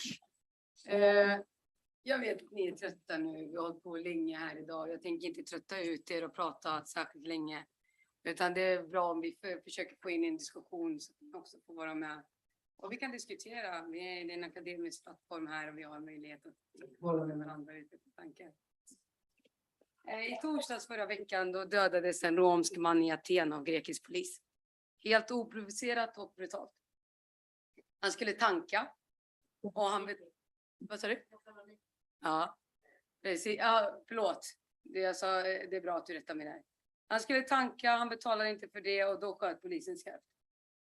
Det här är ett exempel på många allvarliga, oacceptabla människorättsbrott. Och det går ju inte att komma ifrån att romerna, de drabbas av en obegränsad nivå av diskriminering, rasism, förtryck och misär dagligen. Och det är precis som Dr. Mehmet Daimaglar sa under sin presentation. Antiziganismen, den är djupt rotad i Europas länder och av någon anledning inte tillräckligt prioriterad. Vi prioriterar inte den frågan. Och det finns mycket att göra. Mina kollegor tidigare idag har framfört sina perspektiv på det här utifrån deras positioner och perspektiv i den här frågan. Och sen kommer jag in i det här och så ska jag prata lite kort mer om lag och rätt och författningar. Och det ni hör ju, många tycker att det låter tråkigt bara man hör de här orden.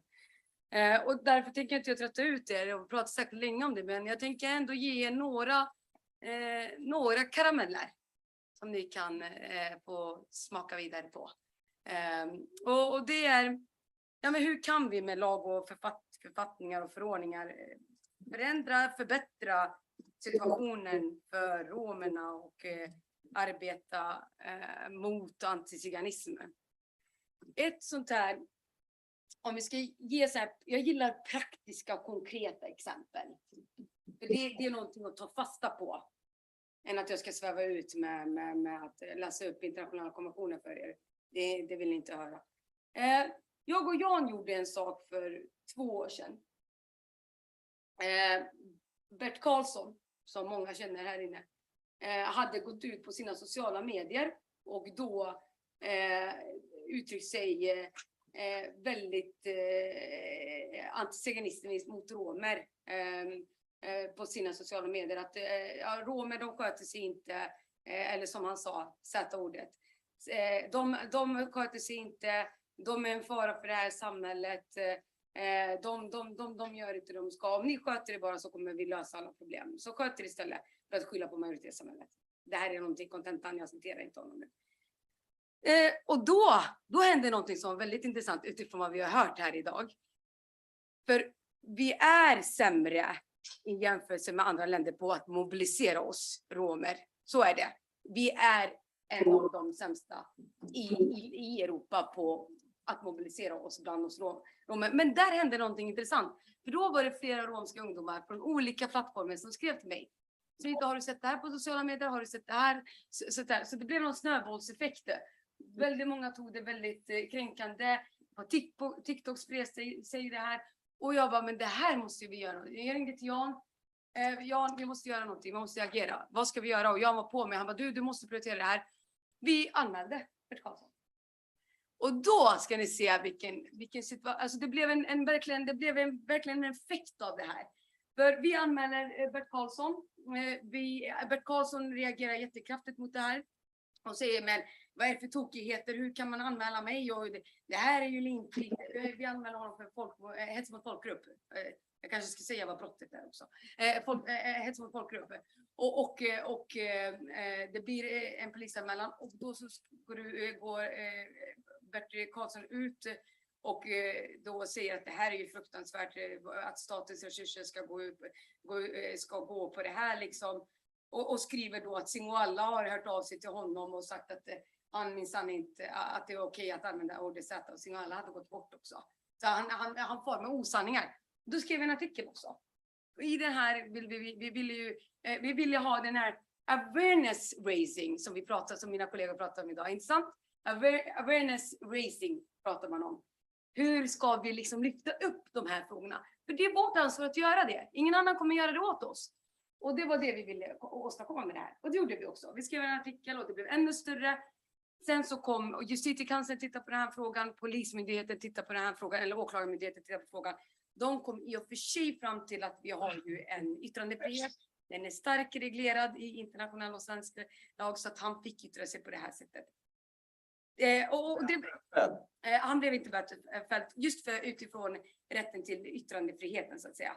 Och vi visste ju det, vi visste att det så kunde det bli, men vi ville ändå få liksom, vi ville ha den här awareness raising effekt att titta.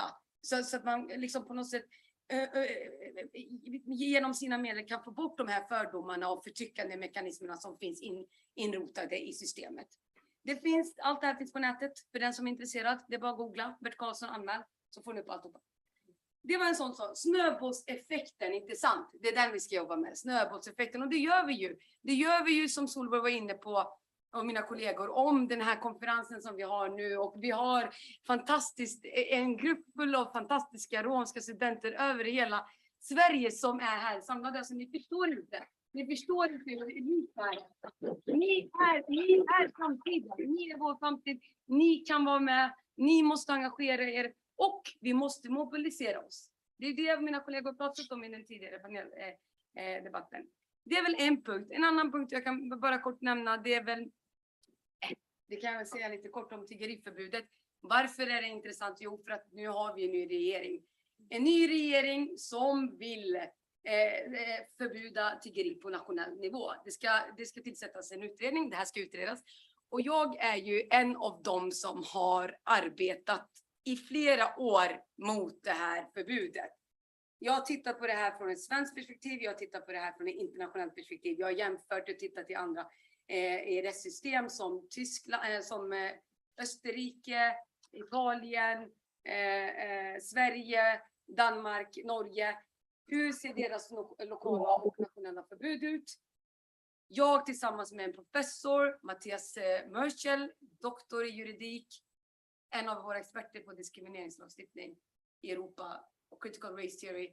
Vi skriver just nu en artikel som ska publiceras för internationell juristtidning om det här problemet. Vad vi argumenterar i den, vad vår slutsats är när vi har analyserat det här problemet.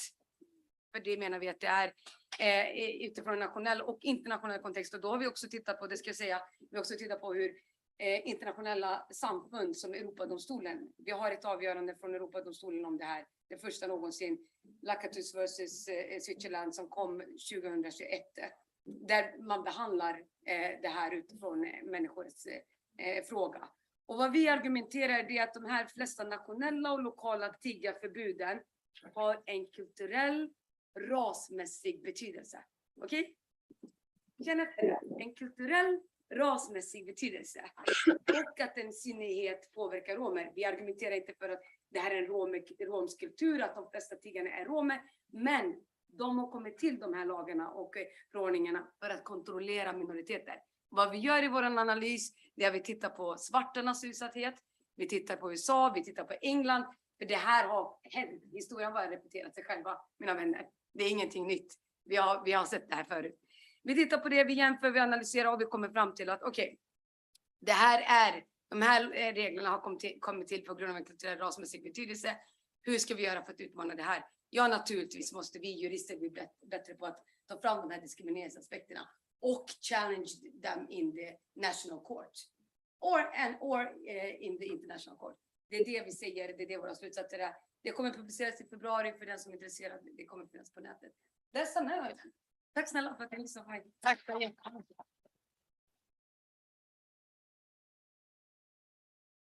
Tack så jättemycket, Sunita. Är ljudet bättre nu eller? Ja. Nej, men tack så jättemycket, Sunita. Och det är precis som du säger, raise awareness, det är jätteviktigt och det är det vi gör just nu. Och jag vill öppna upp för frågestund. Så nu kan ni ställa alla era typer av frågor som ni har. Både till Jan, Sunita och Abedin och Solvor som råkar försvinna upp dit. Det måste vara mycket, ska jag springa runt med den?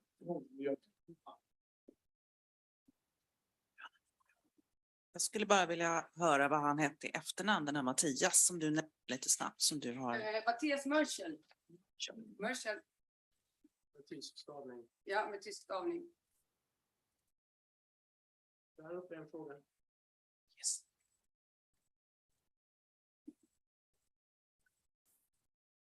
Eller en fundering kanske. Nej, jag har en fråga till både Solvor och Snita. Lite det som du var inne på. Det verkar vara glatt på det. Hallå, så nu. Okej, ja. Nej, det är glatt. Håll den mot hakan. Hallå, nu kanske. Okej, jag ska göra mitt bästa. Solvor, du var ju inne på när du pratade om institutioners ledningspersonal och när du pratade liksom om anställda romska anställda romska akademiker och då är min fråga där, för att åtgärda den problematiken som du nämner. Och Sunita, en reflektion från din sida också där. Är det lagstiftning som är nödvändig, eller är det andra typer av åtgärder som man ska vidta för att liksom lösa det här? Jag hoppas att min fråga var tydlig.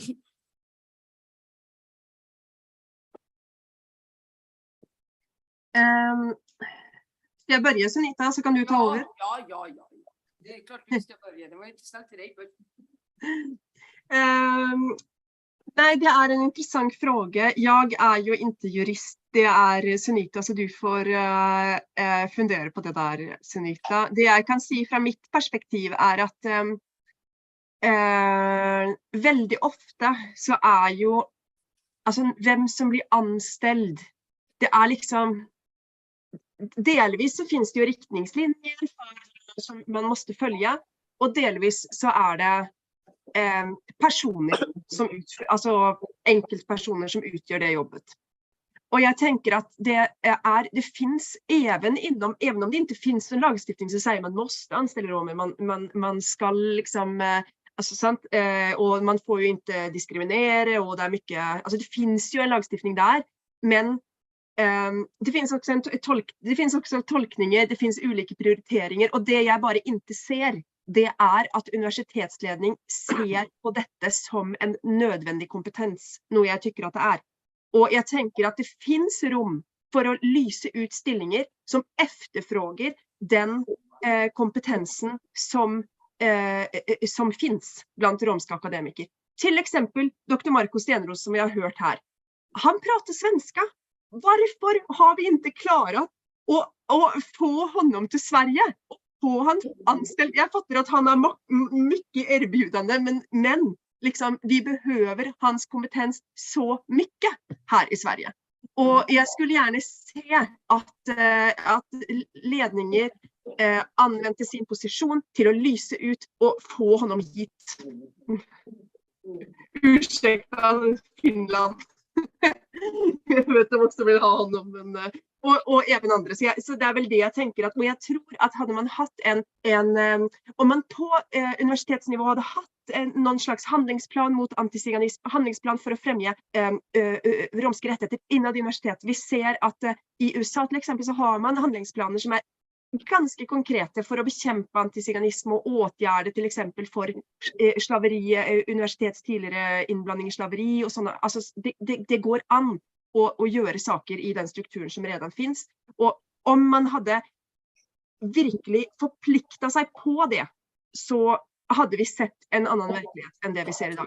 Men det fattas, men jag tror många, de fattar inte. Alltså det är mitt intryck, de fattar inte. Får jag lägga till någonting där? För det är så intressant det du säger, och det sa du ju också under, alltså så här. Alltså jag börjar ju vara inne på det här med affirmative actions. Alltså en av mina role models, professor Crenshaw, en afroamerikansk juristprofessor, har analyserat och tittat på hur de svartas situation ser ut i USA. Och vad hon säger i sin analys, det är att för att vi ska komma till en jämbördig nivå med de vita, om vi nu ska placera folk i olika, och det måste vi göra i den här kontexten. För att vi ska liksom uppnå jämlikhet i förhållande till majoritetssamhället, så måste vi ha någon form av affirmative action plan. Hon säger det, hon är och jag börjar nu, när jag har hållit på med det här i några år, förstå vad det här grundas i och varför det behövs. Och för att svara på din fråga, Katarina, alltså vi har ju faktiskt en minoritetslagstiftning i det här landet. Många känner dessvärre inte till den, har vi ju märkt det.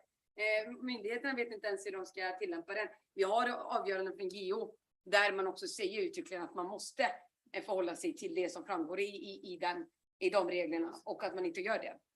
Så med hjälp av den, jag säger inte att den ger möjlighet till att anställa romer bara för att man är romer. Det är inte det jag säger här.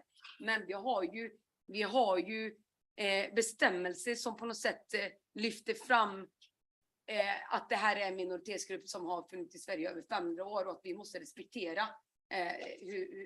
den här minoritetsgruppen. Och det tycker jag från ett myndighetsperspektiv att många gånger så glöms det bort.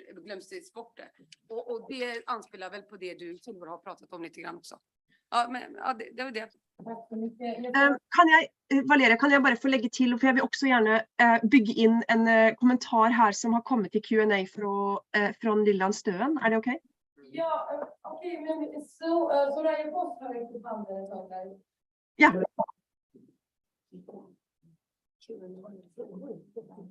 Du hörs inte. Väntar ni på att jag ska tala? Det är sådär, ja. Okej. Jo, jag tycker det har varit väldigt intressant och jag tycker att det som ni har spelat hittills är väldigt, väldigt bra. Jag skulle bara vilja göra några få kommentarer. För det som du pratar, Solveig, det är väldigt bra. Det är exempel på hur man ska kunna lösa inom vissa former där, vad det gäller på universitet och akademi. Jan pratar ju väldigt mycket om vad som har skett och hur man har tagit hand om de till synes goda initiativ, men som faktiskt inte har lett till någon förändring så här nästan 20 år senare. Jag skulle vilja prata lite om attitydförändring och från mitt perspektiv, hur jag ser det. När jag var i Europaparlamentet och när jag skrev min rapport och när jag skrev om just det här med förtroende, tillit och behovet av en sanningskommission för att skapa något nytt i framtiden. Och då pratar jag om det konsensus som samhället har gjort, där alltså samhällets olika aktörer skapade ett konsensus många 100 år tillbaka. Då pratar jag om kungahus, jag pratar om politik, jag pratar om kyrka, jag pratar om alla möjliga olika samhällsaktörer, såsom författare och konstnärer. Hur man tillsammans har skapat den här bilden av romer som då är så negativt laddad naturligtvis och som har skapat antiziganismen. Jag pratar om antiziganismens födelse, så kan man säga, eller kreation. Och jag ser ju att det är där vi behöver gå tillbaka. Vi behöver ju skapa ett konsensus bland samhällets olika aktörer idag. Men för att kunna få till det så behövs det ju en sanningskommission, då, menar jag. Men det behövs också mer arbete, utåtriktat arbete mot konstvärlden, mot litteraturvärlden, mot akademin, mot politiken, ja, mot överallt. För att om vi någonsin ska kunna få en skamnivå på att vara antiziganist, så som man har fått när det gäller antisemitism. Det är skamligt att prata om det, va? Man säger inte n-ordet, det är också en skamnivå redan etablerad. Den där skamnivån finns ju inte etablerad när det gäller zigenare eller romer eller tiggare. Och därför så menar jag att det skulle vara intressant att föra in i diskussionen hur kan vi skapa ett konsensus? För jag ser inte att om man jobbar i stuprör så händer någonting. Ja, det kan ju bli bättre i akademin kanske. Men hur mycket påverkar det samhället i stort, i attityder? Det gör det. Det kommer att göra det. Men det kommer att ta väldigt lång tid. Jag pratar om alltså tanken bakom det här med CHACHIPEN överhuvudtaget. Det var ju efter min rapport där, eller strax innan, när jag beställde en studie som då SEPS fick göra. Och sen pushade vi kommissionen om att få driva frågan vidare och se möjligheterna till sanningskommissioner. Men jag skulle vilja höra andra som sitter där, om ni delar min mening, för jag såg att det var någon från museet som frågade vad... Hör du mig? Ja, kulturen. Ja. Och jag ser ju du har en minut kvar på frågan, så får vi gå vidare i programmet, tänker jag. Ja, och jag ser ju kultur som ett av de viktigaste demokratiska verktyg vi har. Så självklart så tycker jag att vi bör använda det i första hand. Min fråga är då kommentarer från övriga deltagare. Jag vet ju att Thomas är där, Hammarberg. Han har jobbat med det här hur länge som helst. Även Hans Kaltras är där, har varit med från början i mobiliseringen av romer som tyvärr stannade upp sen, inte för honom personligen, men den generella menar jag. Så hur ni tänker i det här, hur vi ska gå tillväga för att få en attitydförändring, för att få stater att faktiskt se att problemet handlar inte om bara vanlig rasism, utan det är ett rasismkonsensus gjort bland alla aktörer i ett samhälle.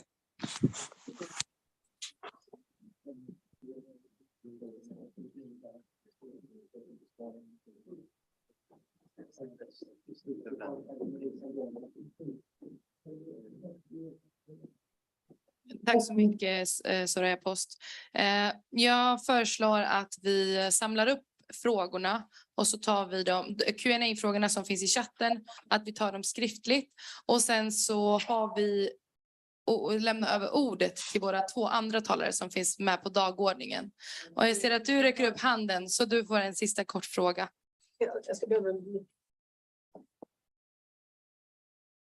Jag tänker vi behöver inte ha den som en fråga för det är kanske en längre diskussion. Jag funderar på det här med hets mot folkgrupp. Är det så att antiziganism på något sätt inte är lika mycket värt i...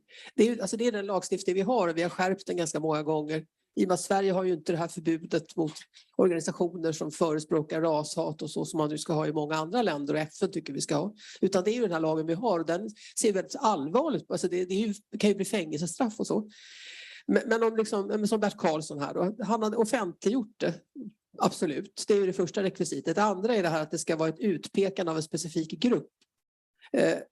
Och det hade han ju absolut gjort. Så då är frågan, är det så att man av någon anledning inte ser romer som en folkgrupp i det här fallet? Och för hade det varit någon annan av de här grupperna ni nämnde så hade man ju inte tvekat på det. Nej, alltså han sa ju egentligen bara att de inte sköter sig och då blir det en sån här juridisk fråga. Vadå? Alltså, han var inte så, han var ju ändå lite diplomatisk i hans uttalanden. Men han använde ju också ord som är förtryckande som vi vet, men kanske inte erkänt på samma sätt som andra ord som är förtryckande. Så att det var väl den länken som inte var tillräckligt stark för att man kunde säga att det var ett brott mot. Men rent generellt kan man säga också, alltså vad vi ser det är att polis och åklagare behöver mer utbildning i de här frågorna. Vi måste ha specialkompetens. Vi ser att det här ökar i samhället på grund av högerextrema högerextrema krafter och då märker vi också att vi måste ha specialkompetenta poliser som kan gå in då och utreda det här och sen åklagare som vågar stämma också. Vi behöver åklagare som vågar stämma. Men då krävs ju ett underlag, bevis att de kan styrka åtalet. Ja, och intressant vore ju också om någon forskare skulle kunna få titta på hur det faktiskt ser ut i praktiken med åtal. Eller försöka att starta rättsprocesser just vad gäller den romska frågan. Ja. Absolut, men vår förhoppning är att se fler sådana här fall. Och vi har ju drivit ett annat sånt ärende. Jag kan väl berätta om det med student. Vi försöker att skapa praxis i det här. Så att vi får ett underlag. Och om vi har underlaget då kan vi fortsätta forska i det också. Det ser jag fram emot. Tack. Ja.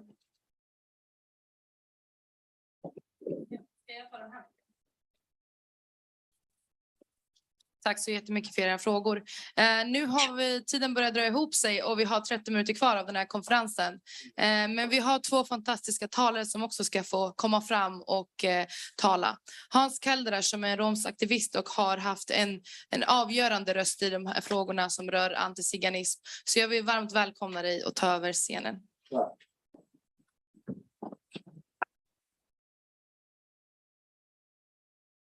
Jag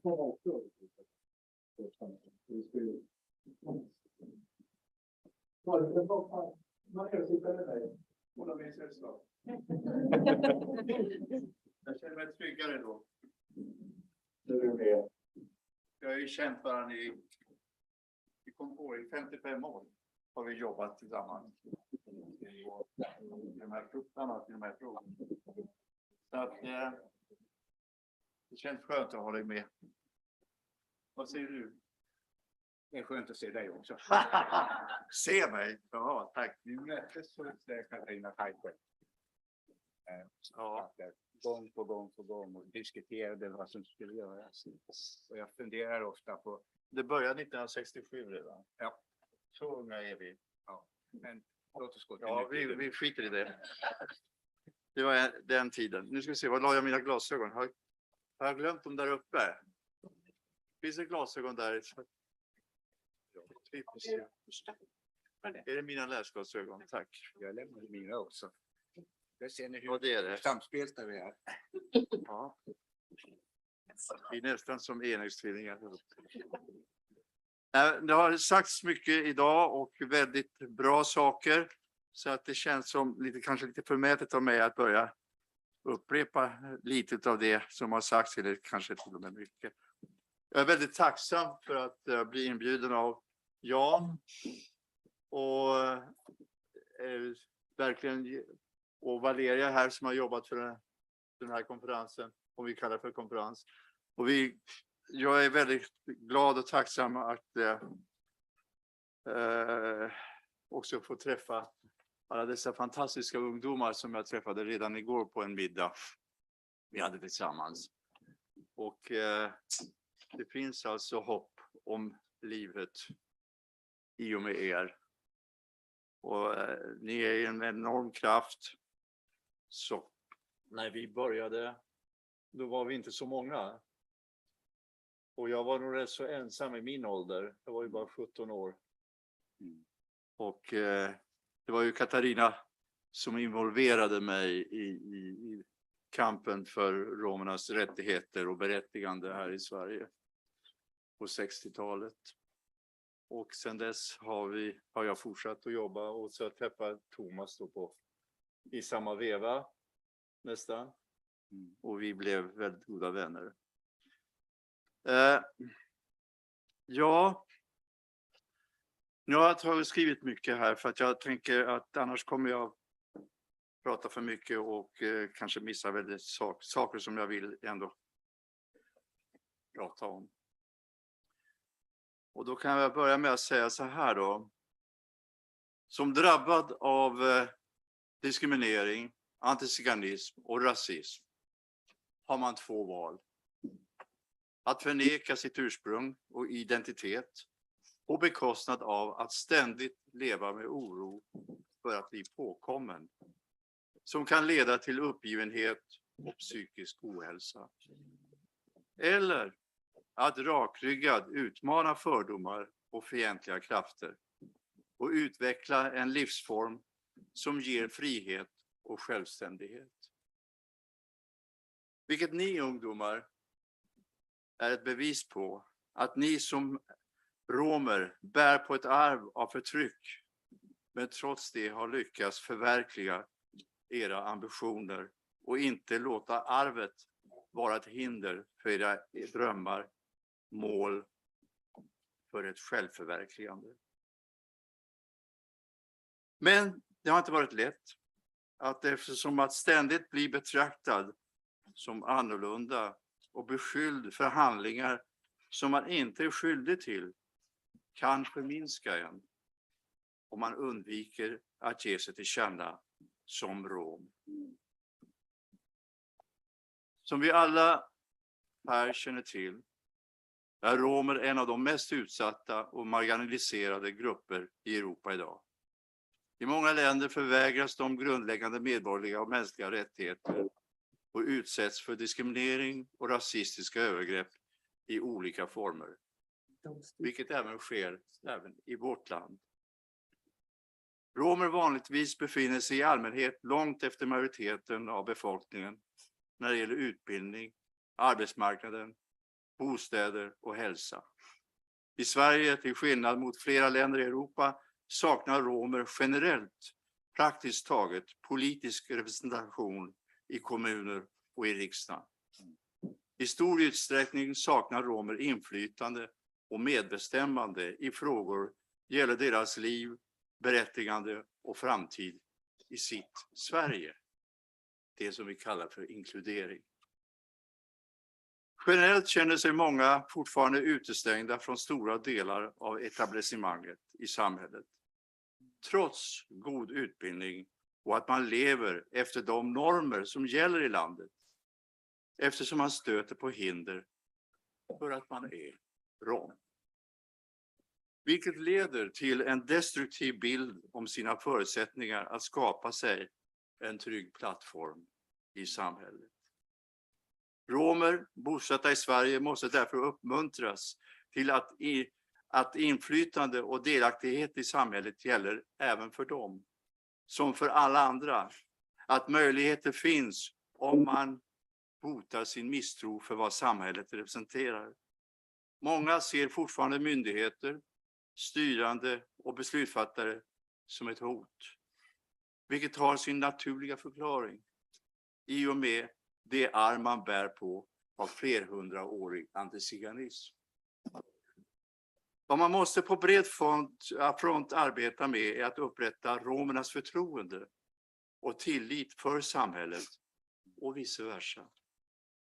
Med utbildning bland romer om vad det medför råder man bot på sin destruktiva självbild som leder till egen makt över sin egen existens och framtid.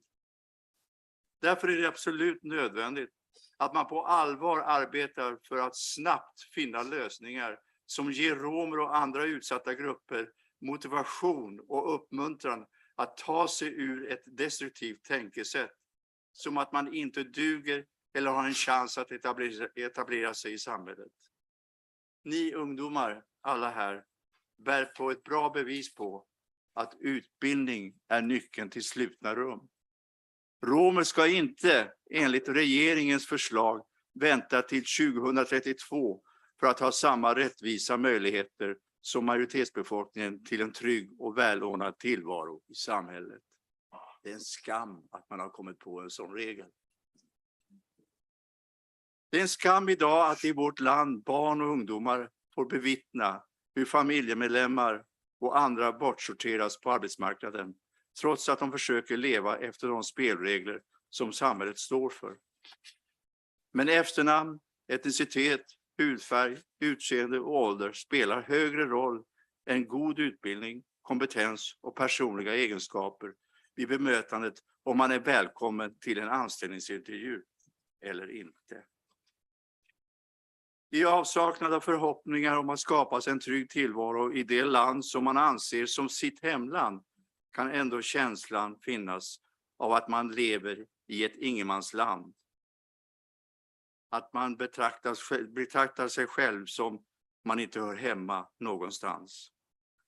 Och detta gäller inte bara romer.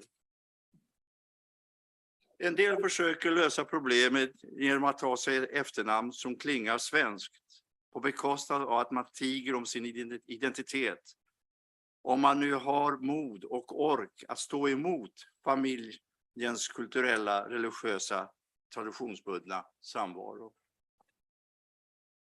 Många lever i två skilda världar. Den ena är där religion, sedvänjor och traditioner har högsta prioritet, medan det som räknas som svenskt fungerar enligt andra normer och som kan ses som ett hot inom de egna leden. Idag vet vi att allt fler ungdomar har ångest och lider av psykiska symptom i vårt land. Självmord bland tonåringar är vanligare än förr.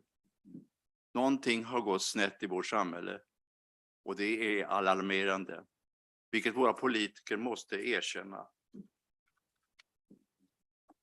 Många romer och andra grupper kan inte leva upp till det regelverk som är satta under majoritetsbefolkningens nivå och utbildning, kompetens och ordnade levnadsförhållanden. Vid till exempel gymnasium- och högskoleintagningar faller det lätt bort eftersom de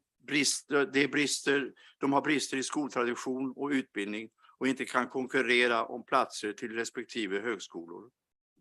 Betygen från grundskolan blir som oftast avgörande om en elev har möjlighet att studera vidare och senare kunna ta sig fram i samhället. Generellt har romska ungdomar vars föräldrar invandrade till Sverige på 1800-talet och tidigare sämre förutsättningar att komma in på högskolor och universitet i jämförelse med romska ungdomar från till exempel forna Jugoslavien som visar sig ha bättre skoltradition bakom sig i och med general Titos styre, som lät de flesta romer få tillgång till ett fast boende, utbildning och arbete vilket de flesta av er tydligt vittnar om, att ni har lyckats få in en fot i samhället genom utbildning och förverkligandet av era drömmar och mål som ni har satt upp. Ni är verkligen enorma förebilder för kommande generationer. I Europa och i Sverige har inte... Ja, nu famlar jag är stressad, förlåt mig. I Europa och Sverige har inte råd att fortsätta svika till exempel romska barn och ungdomar av idag. De har en viktig roll att förvalta när det gäller samhällets framtid och välfärd. Ungdomar måste därför få möjlighet att delta i det offentliga livet, vilket innebär att man har ett inflytande och medbestämmande i frågor gällande sin existens och framtid.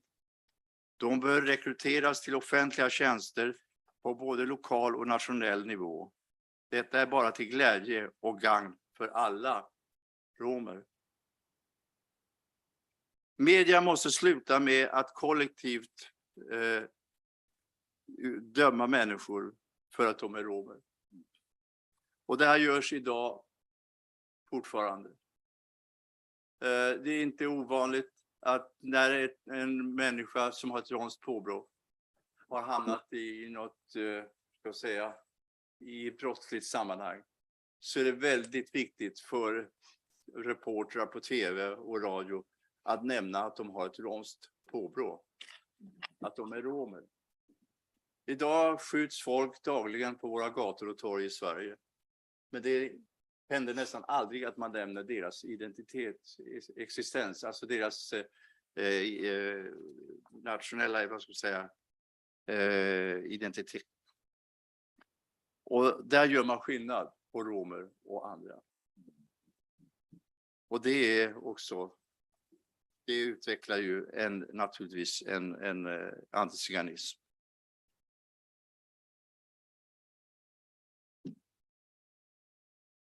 I samråd måste man präglas av delaktighet i meningsfullhet och förstå vikten av att man måste arbeta över gränserna för att alla i samhället att vi ska kunna leva tillsammans i framtiden.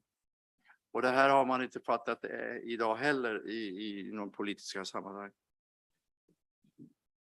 Det behövs mycket större satsningar för att öka medvetenheten, kunskapsnivån bland tjänstemän och allmänheten om de olika gruppernas historia i Sverige. Till exempel varför de har valt Sverige som sitt nya hemland. Grupper med annan kulturell och religiös bakgrund är det som anses som typiskt, eller det som anses som typiskt svenskt. Nu hoppas jag att ni förstår vad jag pratar om. Jag gör inte det själv nästan. Skolan och våra folkvalda politiker bär ett särskilt ansvar för att motverka främlingsfientlighet och andra odemokratiska handlingar och beteenden i samhället. Och är därför skyldiga att ge undervisning om de mekanismer som bidrar till intolerans, fientlighet och rasism. Eftersom den ekonomiska krisen i flera europeiska länder blir allt sämre görs de mest utsatta till en tacksam måltavla för folks missnöje och illvilja, vilket får till följd hatbrott, övergrepp och terror. Rasistiska strömningar får mer och mer fotfäste, främlingsfientliga partier får allt mer framgångar och är representerade i ett antal länders parlament och maktapparat, bland annat i Sverige. Mänskliga rättigheter och humana värden sätts ur spel och elittänkandet får en plattform. En mycket oroväckande och inte minst allvarlig utveckling. Nöden och utsattheten kan få människor till vad som helst för att överleva. Tyvärr finns det skrupelfria människor som skor sig på människors elände. Särskilt stor risk löper barn och kvinnor som exploateras och utnyttjas. Romer och andra utsatta som flyr från förtryck och våld, krig och fattigdom möts av förakt och brist på empati och därmed ställs på undantag. Och det här händer dagligen i vårt Sverige. Det gäller våra så kallade tiggare som man säger. Jag vill inte använda det uttrycket egentligen. Jag vill använda mer uttrycket behövande människor. Det är därför de är här. Annars skulle de aldrig komma hit. De lever under fruktansvärda förhållanden i sina hemländer och tar sig till vårt land av en enda anledning: att få ett bättre liv, att överleva. Och nu vill man återigen den nya regeringen vill förbjuda tiggeri i Sverige utan att erbjuda de andra möjligheter att kunna försörja sig. Man släcker deras liv utan överhuvudtaget bry sig om vad som händer deras familjer i deras länder. Det finns de som kommer hit för att, av en anledning, för att deras barn inte ska svälta till döds i hemländerna. Och detta vill man ta ifrån dem utan att erbjuda dem andra inkomstkällor. Jag ska snart sluta. Ja, okej. Vad jag vill tala om det här med är att vi måste på något vis hjälpas åt att bekämpa det här. Det här är ju egentligen märkligt att vi idag, här, nu, måste prata om de här frågorna. Och utan att diskutera de här frågorna, hur vi ska lösa och motarbeta antiziganismen. Det här är någonting som vi har nu gjort över 60 år snart. Och fortfarande är vi där. Det är en skam att vi behöver sitta här idag och diskutera de här frågorna. Vi borde inte göra det. Och jag önskar er alla ungdomar som jag har nu träffat, som ger mig enormt mycket glädje, och att det finns ändå ett hopp för vår framtid. Att nästkommande generationer har er att kanske tacka för det ni står för idag och kämpar för. Och att ni har förstått att utbildning är nyckeln till livet och till framtiden. Tack ska ni ha.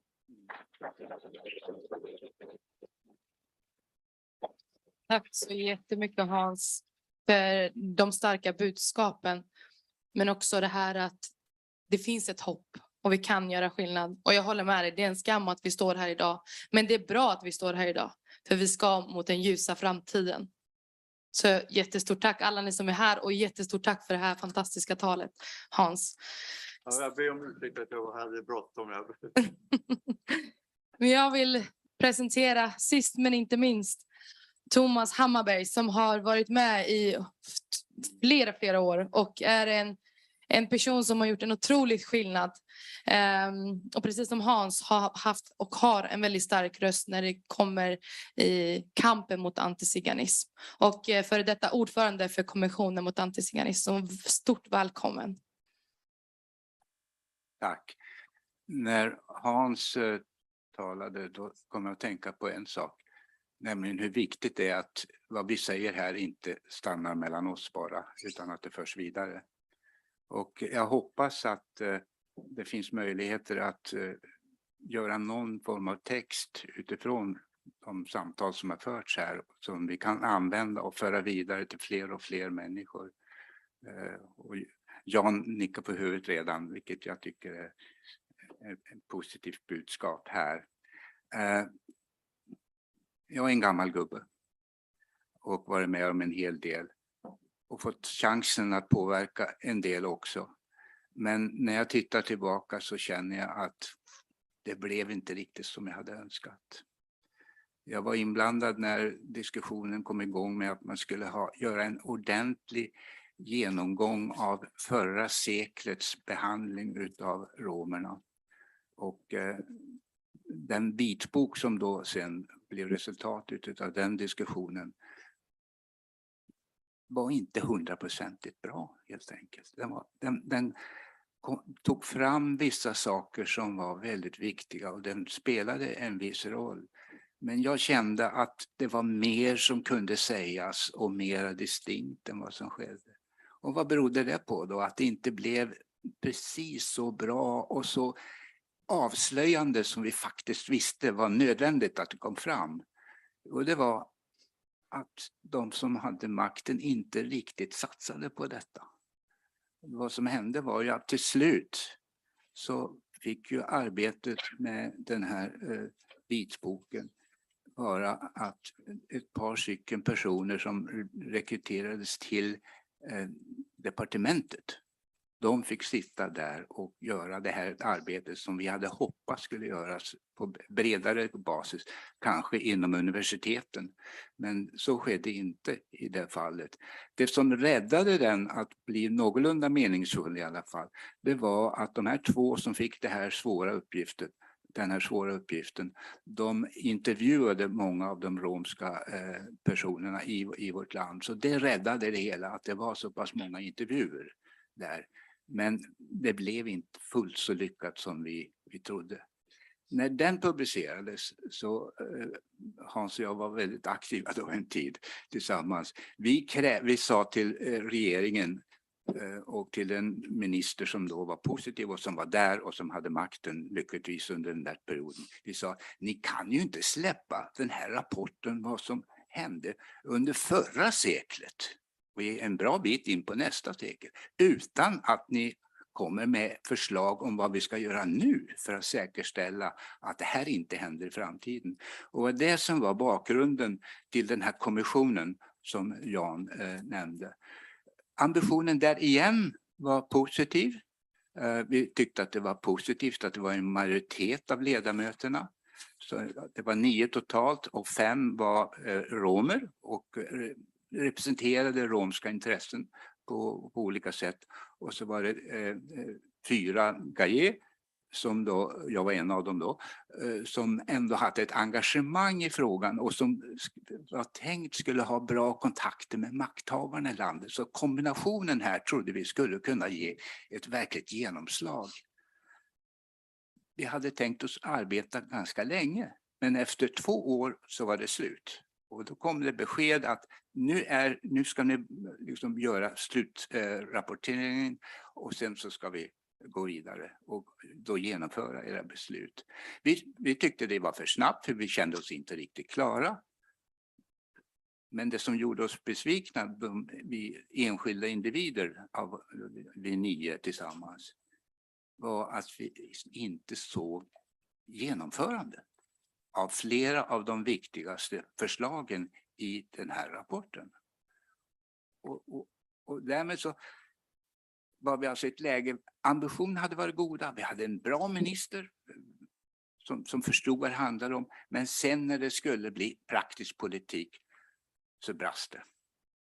Och där finns det en läxa att lära oss i framtiden. Och det är naturligtvis en besvikelse som vi bär på. Därför hoppas jag att det här mötet kan bli ett bidrag till att sånt här måste fullföljas och inte bara starta med en ganska hygglig ambition men sen inte riktigt fullföljas därför att den politiska kraften finns inte kvar när det kommer till kritan.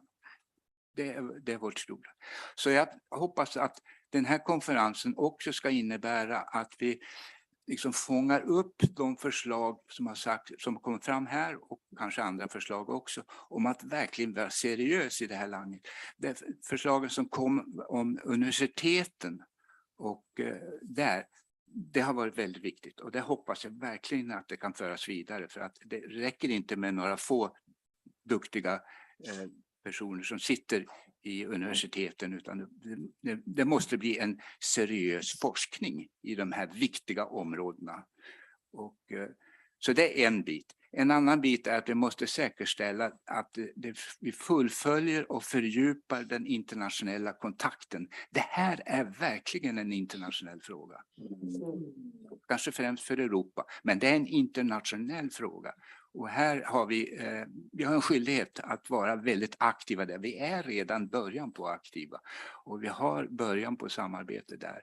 Men inte tillräckligt mycket ändå fortfarande. Så det är en sån där viktig aspekt. Sen finns det alldeles självklara saker som att när vi nu har bevis för att polisen så sent som i nutiden har registrerat romer av det skälet att de var romer.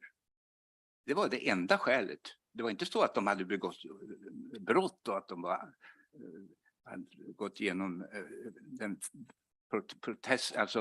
polisprotesten på grund av detta. Det var inte det, utan de var romer. Och till och med de som hade gift sig, Gayes som hade varit gift med romer, registreras också, för de kunde då tänkas vara påverkade utav romer. Och det var väldigt många. Nära 500 personer var registrerade där. En relativt stor del av antalet romer i vårt land. Och det har, va? Förlåt, 5 000 var registrerade, nästan. Och det blev heller aldrig något beslut om vem var det som egentligen hade startat detta. Vem var skyldig inom polismakten för att den här registreringen kom igång? Hade den inte fortsatt om det inte var så att Dagens Nyheter, tidningen, hade lyckats komma på det här och avslöjat det hela. Och först så kom det ju försök att liksom komma undan, nej det var inte så farligt och så vidare. Och det fanns flera ledande polismän som fortfarande inte har accepterat att det här var felaktigt, den här registreringen. Men en av dem kom faktiskt till kommittén och sa att vi ber om ursäkt. Det var positivt. Men vi har inte fått känslan av att polismakten i vårt land fortfarande inte har en negativ inställning till romer därför att de är romer. Vi har sett det i samband med behandlingen av de som kommit från Rumänien och Bulgarien och satt här och vädjat om stöd och hjälp. Och hur de har behandlats, inte minst i just Stockholmsområdet. Så det finns en hel del att göra när det gäller att verkligen säkerställa att polismakten faktiskt sköter sig. Och inte förtrycker en viss grupp av människor. Så det är en sak. Sen, det är väldigt... Att Sunita har blivit jurist tycker jag är väldigt viktigt. Men hon har en stor uppgift framför sig. Rättsväsendet är inte heller på riktigt i kapp med verkligheten i det här avseendet. Så att det behövs flera Sunitas i rättsväsendet. De är på gång. Ja, det är det. Och det är jätteviktigt att de ges allt stöd och att de ges utrymme av de andra också inom systemet. Det finns en framtid. Det finns en framtid. Sen det finns alltså flera olika institutioner som man måste tackla nu och faktiskt kritisera för vad de inte gör. Diskrimineringsombudsmannen. Det vore alldeles självklart att en minoritet, en trängd minoritet av det här slaget skulle ha den institutionen som ett stöd, men det har de inte. Det är ytterst få romer som överhuvudtaget numera tar sig besväret att gå till diskrimineringsombudsmannen. Därför man tycker att det ger ingenting. Det ger ingenting. Och detta är någonting som vi måste påpeka, men också att försöka få politikerna att ställa den institutionen mot väggen. Därför att det är inte acceptabelt att just den institutionen, vars roll är att försvara människor som är trängda, att detta får fortsätta. Så det är också en uppgift som är oerhört viktigt. Så jag menar att vi har en hel del kvar att göra. Att vi nog är på... Ja, det är svårt. Det är en svår tid. Det är en väldigt svår tid nu i flera avseenden. Men desto viktigare att vi faktiskt försöker samla oss. Att vi är tillsammans. Och driver våra åsikter med en ännu större kraft. Men som, jag vill bara avbryta det där. Att, du har ju gjort enorm nytta i den här frågan under alla år. Och du har varit en enormt stöd för Katarina.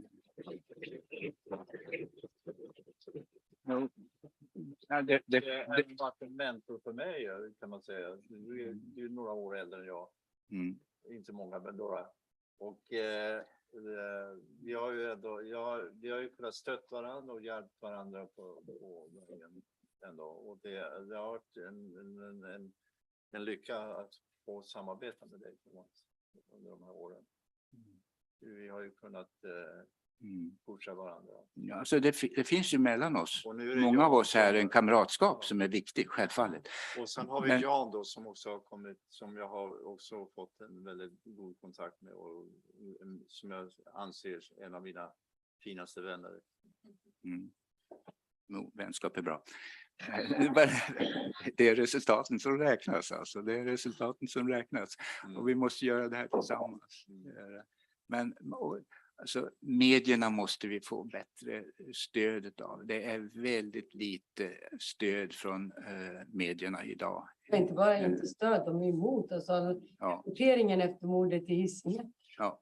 Det är liksom... Ja, därför att de media är idag rumsrent att döma romer kollektivt. Om en har gjort en brottslig handling så döms alla till det. Och det är aktuellt hela tiden. Häromdagen när vi talade om det här med det som hände i Grekland som du nämnde, så var det en nyhetssändning på morgonen i nyhetsprogrammet Nyhetsmorgon heter det.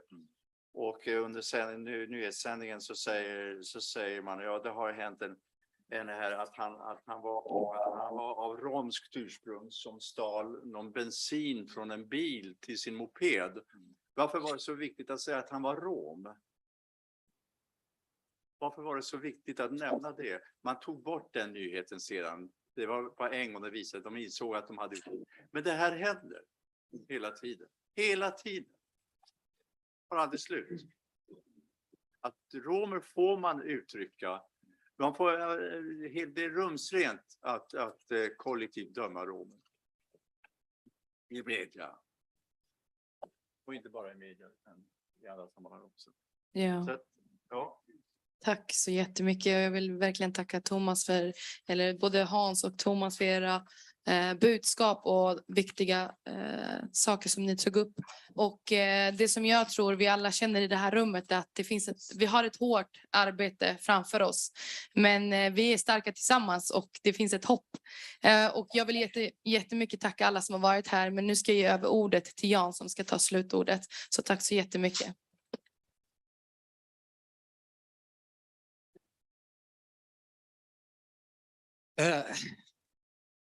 Jag blir rörd faktiskt.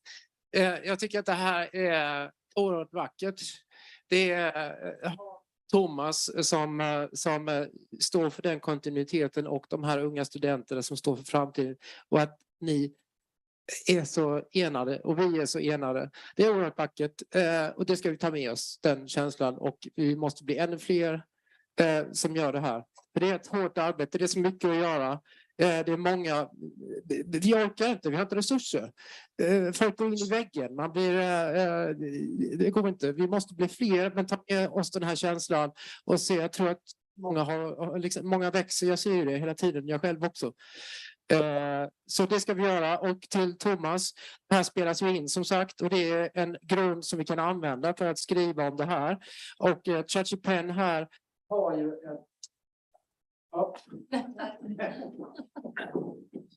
CHACHIPEN har en plan. Det är en 3-stegsraket det här. Det handlar först om forskning. Vi måste jobba utifrån evidens. Det andra är awareness raising, att öka medvetandet. Där har man väldigt god erfarenhet från Central Council, Romani organisationen i Tyskland. Och den tredje är att skapa advocacy, politisk opinion, påverka makthavare. Så det är en 3-stegsraket och vi är väl någonstans på steg 2 tror jag här. Så det ska vi ta med oss. Tack så enormt mycket och för er tålamod. Ni har suttit länge här, få pauser, alldeles för lite utrymme för diskussion, men vi fortsätter. Det här ska vara ett community som diskuterar med varandra. Tack ska ni ha.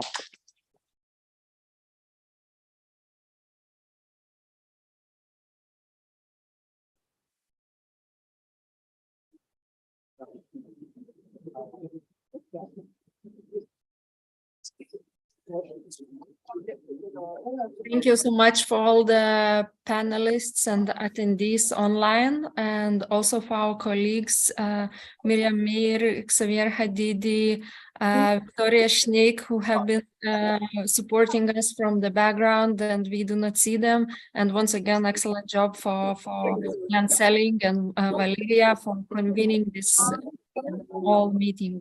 And I see Salvador and Isabel also smiling, so I'm speaking on behalf of all the panelists. Thank you so much. And thank you to you also, Lina. This has been a really fantastic event, and yeah, thank you for facilitating it.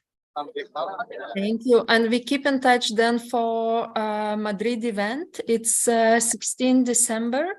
And we'll provide soon the web streaming details will come next week from the parliament in Spanish parliament in Madrid. So it's an important place. So very much welcome to continue this conversation, and let's bring it to Spain and then back to Europe and to the final CHACHIPEN conference in Brussels. And before that, we stop by in Bucharest also. Fantastic. Thank you for your important work. Thank you so much. I look forward to seeing more of it. Yeah.